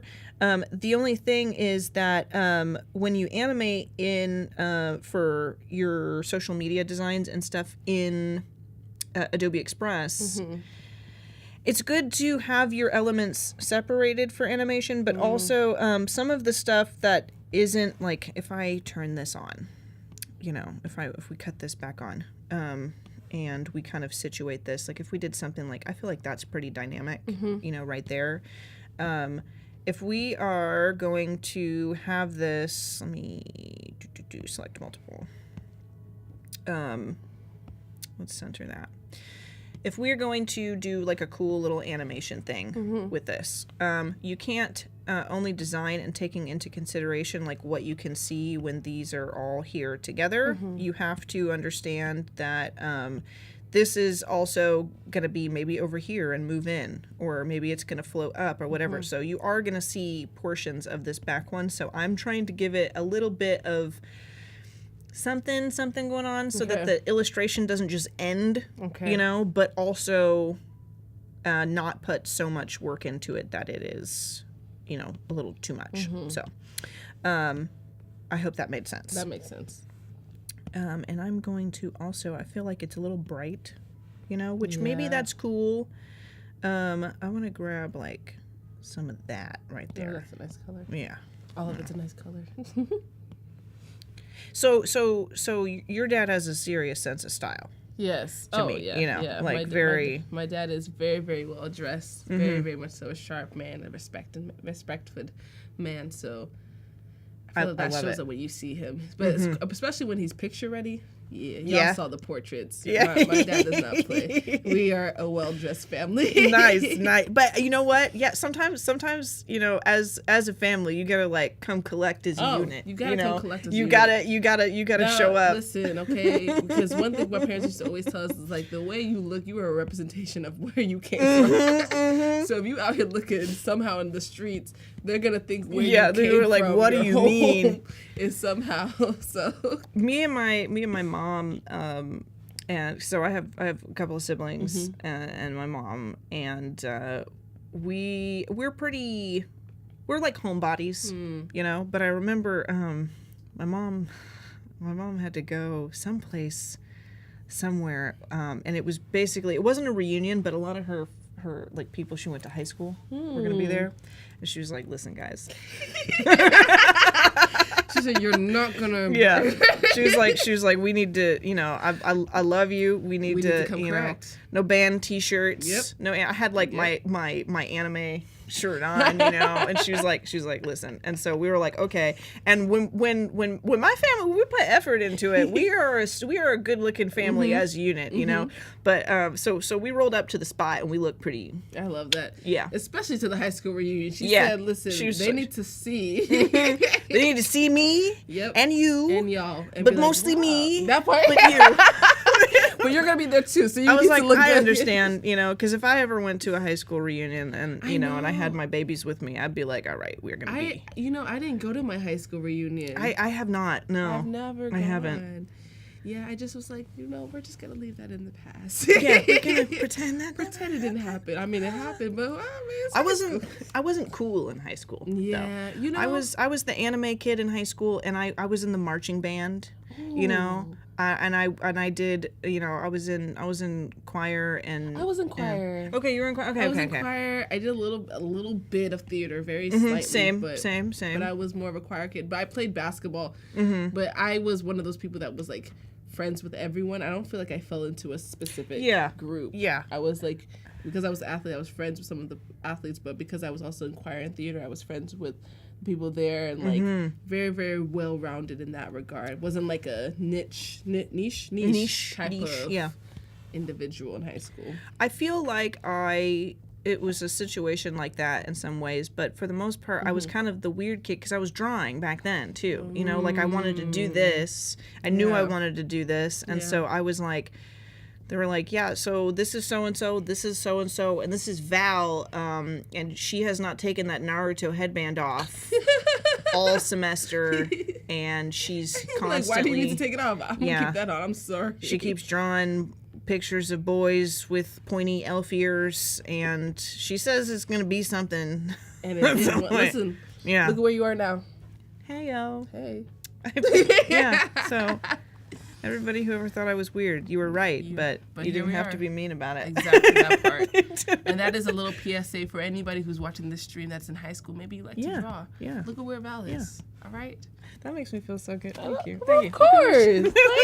Like, you know, because sometimes when you, especially high school, is like such a difficult time. I feel like because you're figuring out who you are, but then like kids are just mean. Like Kids are mean. I'm so sorry. Kids are mean. So people are like, you know, putting this person likes to draw. She likes to do this. Like, why? That's weird. They like to, you know, throw a lot of doubt. But It's like, because I'm going to be designing that stuff in that new movie you like in a few years, and okay? here you are. Yeah. Yeah. And they're probably like, they probably saw the poster and they're like, wow, I love this. Wow, I like this. You have no idea it was me. Yeah. You have no idea. Because, I mean, my mother didn't name me VooDoo, so they probably don't know that it's me that did it, but, you know. My mother didn't name me. She didn't name me In VooDoo. case you didn't know, that's not my government. That's not my government name. So another chat thing. Yes. Chat. I think I've made that joke before, and somebody did give me. They were like, "No, it is your real name. It's just short for Voodoo Val." And I was like, I hate this alternate reality where I'm like an aristocrat. and that is my name. I'm not sure. That's where we're at. Yeah. Voodoo Val, it also could be like, that's like the Sith Lord reject, you know, like she wasn't really as cool as the rest.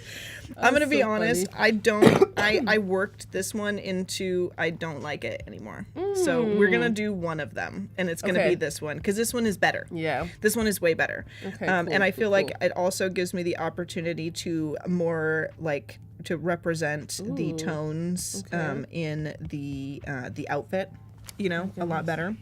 So we're going to do it this way. Okay, perfect. And while you continue to work on that, girl, I got to catch up with this chat because it's moving too fast for my eyes. Okay, so let's see. Where did I leave off? Wade said, okay, I lobe this so much. It's blowing my mind. Okay, as long as you like it. Wade said, I'm the anime kid now. Are you the anime kid now? Yep. Okay. Don't sometimes people, they just don't understand the anime kids. Penny said, I've existed this long without contacting my classmates. I'm sure I'll be fine without reuniting formally with them. That's so true. I like the way that people think of me now. Like I feel like now I know how to conduct myself, but like when I was in high school, I feel like I was like just info dumping weird information on people, and I think about I shudder when I think of me in high school being the art kid. We all do. There's a portion of us that we look back and we're like, oh no. It's a part of our journey. Keys asked, but did Val do her Star Wars prequel choir theme? Did you? I don't think we did any Star Wars stuff in high school, to be honest. I don't think we did. No, we did. We did that in band. We did Star Wars. We played Star Wars music in band. I love that. Okay, cool. How was that experience? We were bad at it. Wow. We did a bad job. You were like, okay, moving on. All right. Okay. All right. So back to the Julie. Yeah. She said we did a bad job. Oh. Yeah, it was. But I mean, come on. I mean, like, there are some high school bands where it's like y'all got it, but sometimes y'all didn't get it like that. Sometimes it's a bunch of kids who like to hang out with each other and have absolutely no rhythm. That's sometimes what it is. And you know what? That's all right. Even though I don't talk to a lot of people from high school. Those are some of the best friends I ever had. Just like, playing instruments, being creative, being artsy, kind of expressing that. I don't think any of us were any good, but I think it taught me a lesson, though, about like expressing yourself regardless of what other people think, because I wanted to be there doing it. Exactly. Regardless of what other people thought about it, you knew that was what the space you wanted to be in. Yeah. And you know what? There's nothing gets rid of your own personal anxiety than your teacher putting you on a stage in front of everybody and telling you to just do the thing. Yeah. Like it's just like exposure therapy. Yep. Just get it over with. And I'm like, does a lot for you later on in life. So if you think public speaking is bad, be like 14 and try to do a solo in front of people. That was me in choir. Anytime we came to like doing any kind of solo singing, and you're like, but it paid off. Here we go. Public speaking is one of my strengths now. yeah. Now I'm a public laugher. Love now. it. I feel like my public speaking turns into public cackling. But you know what? I do it. I love that. I'm not afraid. I'm not afraid anymore. Can't scare me. Oh, man. Okay, that looks more like a cool fruit. Yeah, I feel that. like the last thing is there definitely should be some kind of seed in the center of it. Agreed. Like we do definitely need that. We need seeds. I love how you incorporated the colors, though. Thank you. Yeah, I feel like there needs to be like, I'm trying to think, like, should it be like avocado seed, like how there's like the large in the center? That's what I'm trying to kind of figure out if like that's what we're doing or not. Okay. And it should be, I feel like, I like that. If it should be, let me see if I can do. So we have like some dark colors here, like this, like a golden color, but I feel like we can use some of his skin tone for some of the like the deep warmth of it. So let's go ahead and do like. Oh my goodness. Okay, cool. And if y'all have any questions about what Val is doing, I know we talk about the puns still. Be sure to drop them in the chat. I love how interactive you guys are. I'm actually there's another really one. So she said, this. I have one for Val that goes well with her Caribbean, Victorian, and traveling wizard self-description. Bro, that is like so good. Okay. And we haven't even gotten to the description. Okay. Val Van Der VooDoo. Val Van Der Vander? Okay. Oh, Val Vander. Like Val Vander VooDoo. Okay. Yes. I also see. I didn't deliver that well. Valentina Worcester Doodle. I don't know. That makes me sound like a snack. Yeah, and I am. Does sound, but I couldn't even see that with a straight face. We try out here. We try. That got me, and I am. Straight face, but And for I like am. 2 moments, just 2 seconds. Okay, don't. Maybe I'm not showing this to my mom. My mom would be like, "What were you doing?" Woo. Oh, I love how you incorporated like the darker golden browns. Yeah. In there, yes. And then I'm gonna also I'm gonna kind of overlay some of the tones here, like some of this shadow from like the deepest part. I want to actually, let's duplicate this. how your brain works, and not brain. How your Just like how you're incorporating. I'm sorry, the brain works. You're gonna make me wheeze. But I just love how you're taking these colors and it's all coming together so nicely and coming to Oh, yeah. I do like. Okay, Yeah, I like that. I do really like that. I like that. Okay, I really like that. Yep. And I feel like we could because we're like coming to like maybe 20 minutes left. Yeah, we're so. about 20 minutes left, so we're moving quite a bit. Wow. Are we? Do you think? Okay, I was worried that maybe we were going too slow. No, I don't think so. Okay. I think we've done a lot of progress. Okay. I was gonna say process. It's a lot of process. I mean, we've been processing. We've been some processing things. some things. We've been processing a lot. LOL. I feel like the meat of this does need to be a little bit brighter. A little bit brighter. I'm sorry. Was this supposed to be like a Kung Fu Panda? I don't know. It seemed like a little familiar. Yeah, that's kind of. I feel like though sometimes I break out into song and then I can feel Ooh. the producer in the force Yeah. like, oh, copyright. Oh, copyright strike. Don't do that. I like that color. The darker one? Yeah, the okay, dark one the is dark really is actually pretty good. So that's linear burn. I'm going to go through all of them and we're Yeah. going to see if we can find something. Honestly, that's kind of cool Ooh, too. that's And then cool. fade into that Yeah, dark. I like that. Mm-hmm. Okay. Let me do that. But we're going to bring some of that darker in because you did like the other dark. Yeah, I did.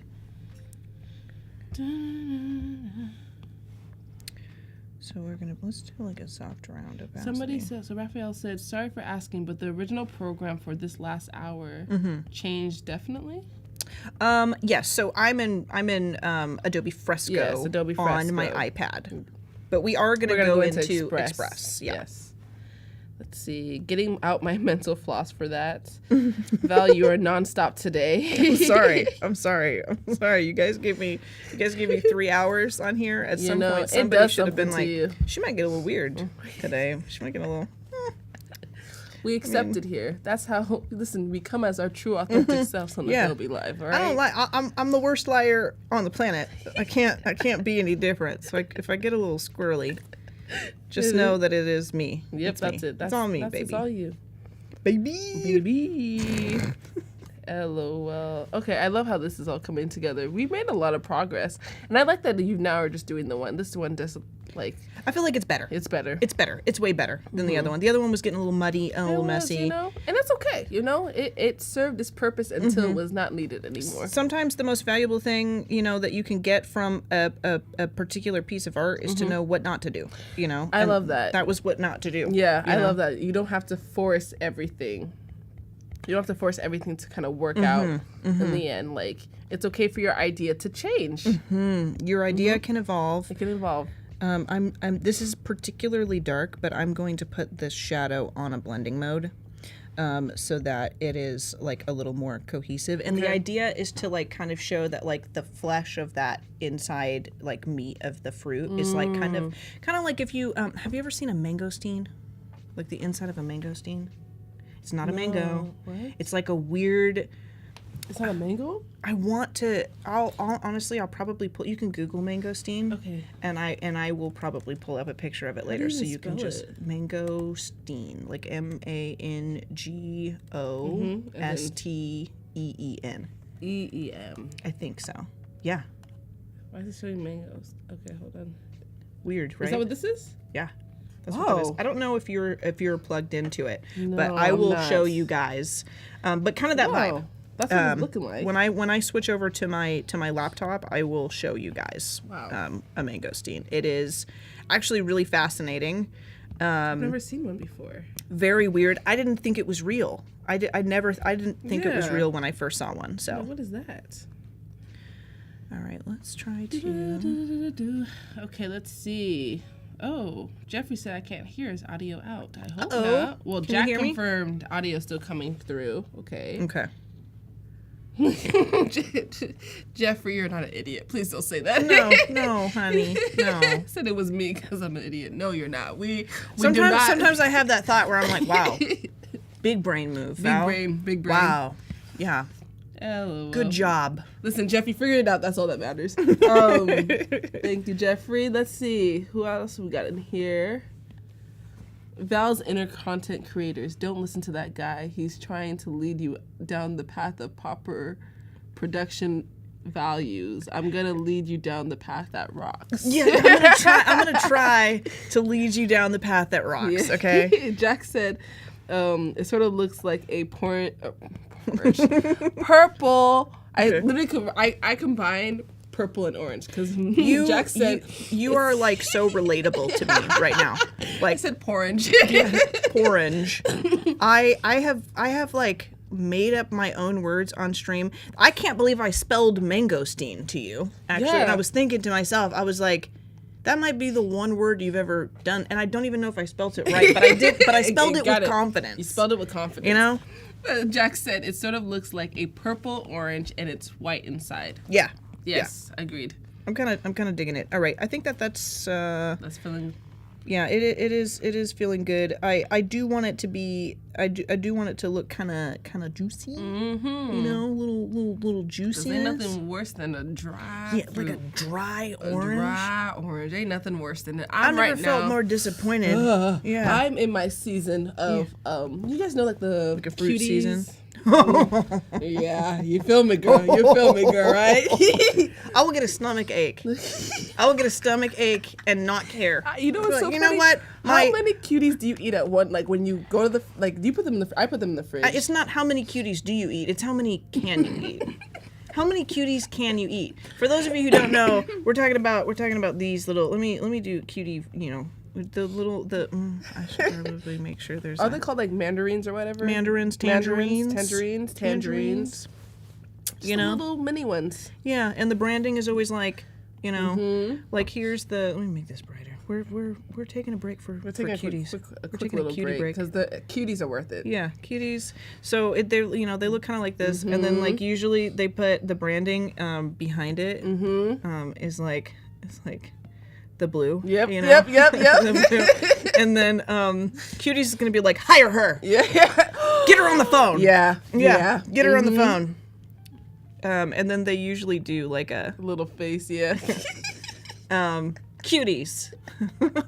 I love them so much. Okay, let me tell y'all something. I love them so much, and it's not like you said. It's not how. What did I say? It's not how many do you eat. It's how many can you eat. Because if I go into the fridge, I get the bag. I put it in the fridge because I like them cold. When I go grab, my hand. You see how big my hand is, y'all, right? That's a lot of 4. cuties. Yeah, that's a lot. Minimum. That's Minimum. That's a cutie claw. No, I'm just That's like yeah. pull out the fridge, make my way back to my office, and I'm peeling away. And it's a problem because you know that when I when I work, my desk slowly becomes like just like a battleground of all my snacks that I had throughout the day. And my fiance does have to come in and be like, and I'm just like, what are you looking at me like that for? And he'll clear his throat and I'll be like, don't judge me and the audience of coffee cups. They're watching me work. I have like, at any given time, I've got like 5 mugs. And there's stormtroopers on all of them. You know? So they're just. That's how we get the work done. They just like to watch. Don't judge me for how the it gets show. done, okay? Yeah, okay. Oh, well, someone said, they're asking if we can draw kiwis. You know what? I understand, guys, that this is the highest quality fruit stream you have ever witnessed, but you can't just demand this from me. You can't just make requests willy-nilly. Oh, that's so funny. So it's possible we could do a kiwi, but like, chill out, okay, chat? Oh, Jack said cuties and those crispy green grapes are alive. Yeah, Jack, you can hear. You know it. when you're chewing with your mouth shut, you can still hear hear it. like you're in there. You know, it's so good. I love it. Juicy, juicy. Okay. Oh, we have about, call it 10, 12 minutes left in the stream, And y'all. we're going to jump into Adobe jump in Express. I'm going to Express. put this into the... That cutie is so cute. Thank you. He's a cutie, you know? The cutest cutie of all time. I feel you, Jacob. I agree. We're gonna take this and we're going to make this large. I feel like we definitely, your dad has...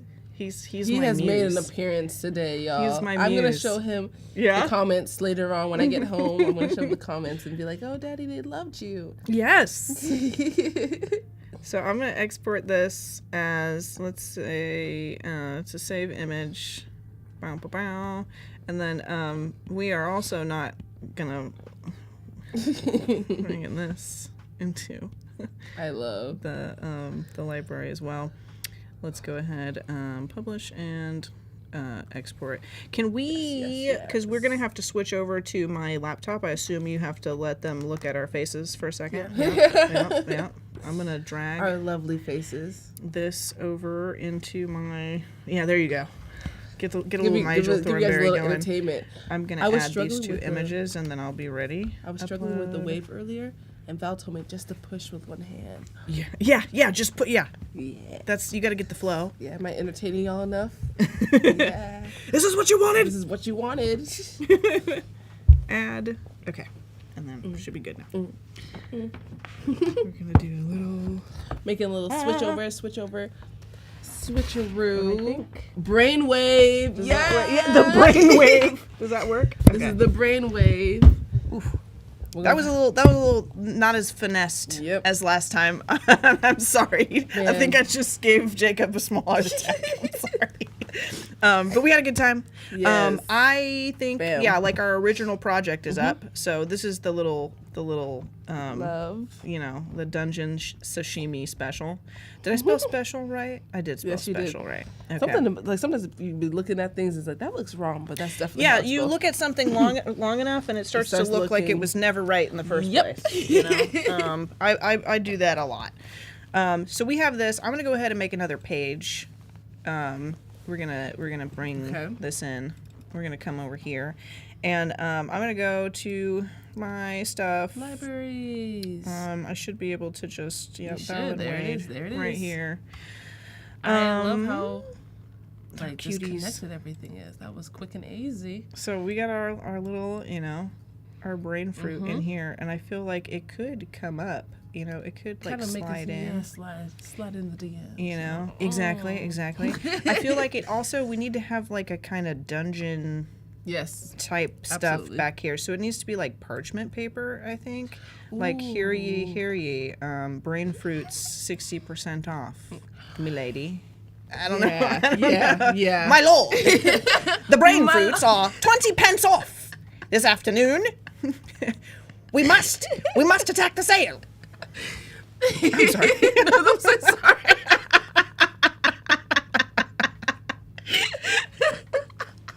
I'm trying to keep it together. I'm trying to. Sorry, you guys. Sorry. So That my lord did hit real did, hard it though. did. It did. We have to attack the sale. I feel like that's why they used to do that, because that sounds dope. You know, does. like if somebody, because usually you're like, hey dude, hey man, but if you're like my lord, and you're like, oh, that sounds very official and that's important. That sounds important. Okay. Like if you say my dude, they can ignore you. If you say my Whatever. lord, My lord. he pricks you up a little bit. Yep. Okay. All right. Let me see if I can go to media. I'm going to see if I can What can we say, add actually, let's go to elements, because we can go to design elements, things that are isolated. Yes. Let's say parchment. Parchment paper. Is that how you spell parchment? That's not how you spell parchment. Why'd you let me do that? I don't know. Why did you leave me? Did you forget the H? There we go. No, There we go. I put an extra E in it. Oh, I didn't see the E. I added an E. I invented Okay, another. so I see what we got here. All right. Okay, we do have There's some things. in there, yeah. I don't know if I want it to Nothing's look jumping at me yet. like cool. Yeah. Okay. Wait a second. We're gonna get creative here. Okay.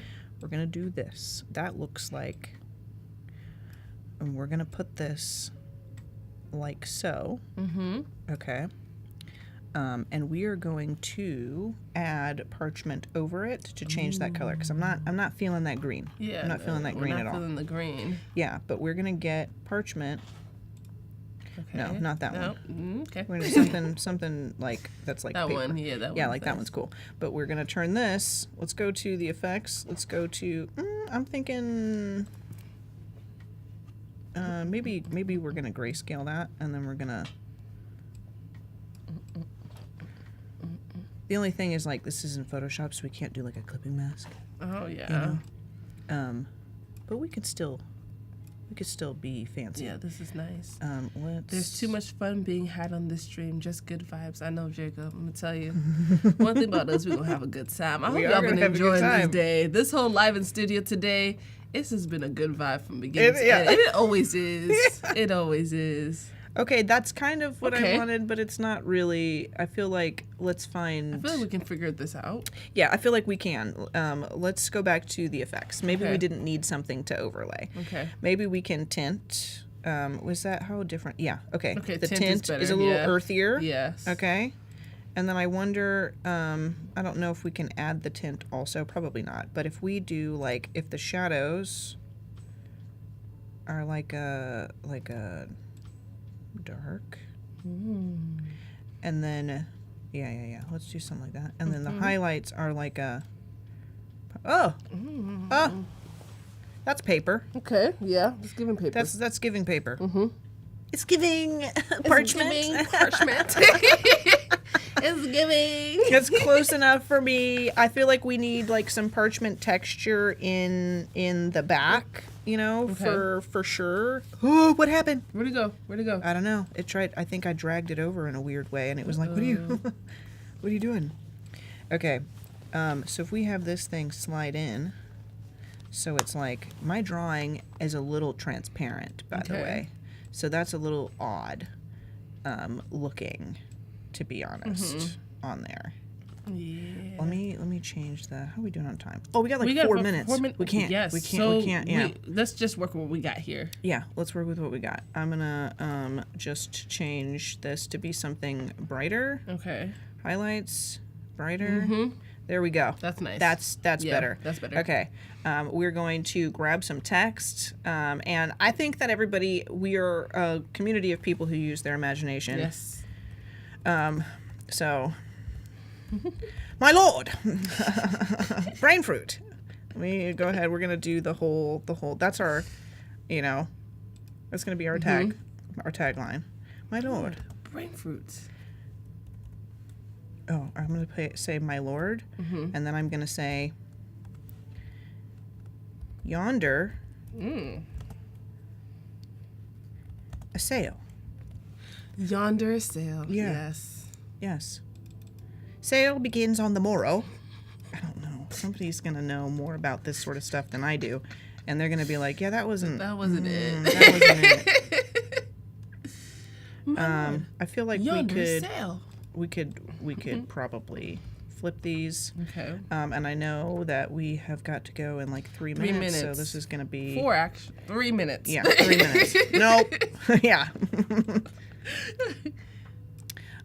So this is, this needs love. Yes. I think, but use your imaginations That's it. a little bit. Okay. I'm using it. There, okay. It's online. Yes. It's online.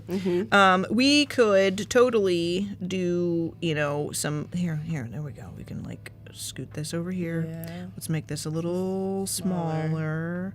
We honestly, or bigger, and we'll just have this slide in like so. Yes, ma'am. Brain fruits. We can Have do a little animation animation, a little drift, and we'll have this drift in from this side. That way. Boom, Yeah. my lord, yonder a sail. We can make this background color a different background Yes. color if we want to. I feel like it definitely needs to be something. That's fine. That's fine. That works. There we go. And we can change this text to something that is a little more dark.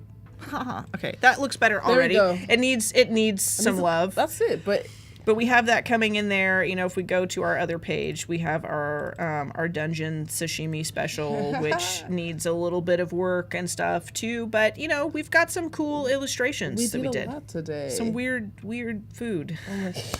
Some weird food, man. But Listen, I'm hungry now. I'm starving. I am starving. I don't even care. hungry. Like this is really a nice. slug sashimi and I love grave moss sashimi, but like I could eat. You know, I could eat it. I just love, again, thank you, Val, for taking us through your journey and your everything and bringing these dungeon fruits to life. Really do appreciate it. I hope that y'all have loved all of the streams today.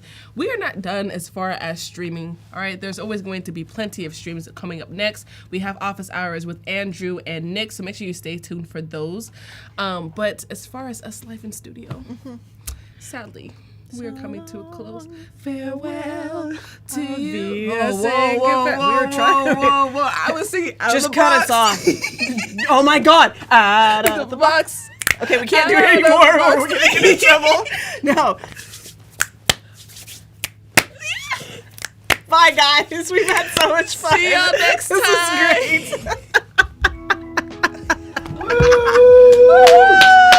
Oh my God.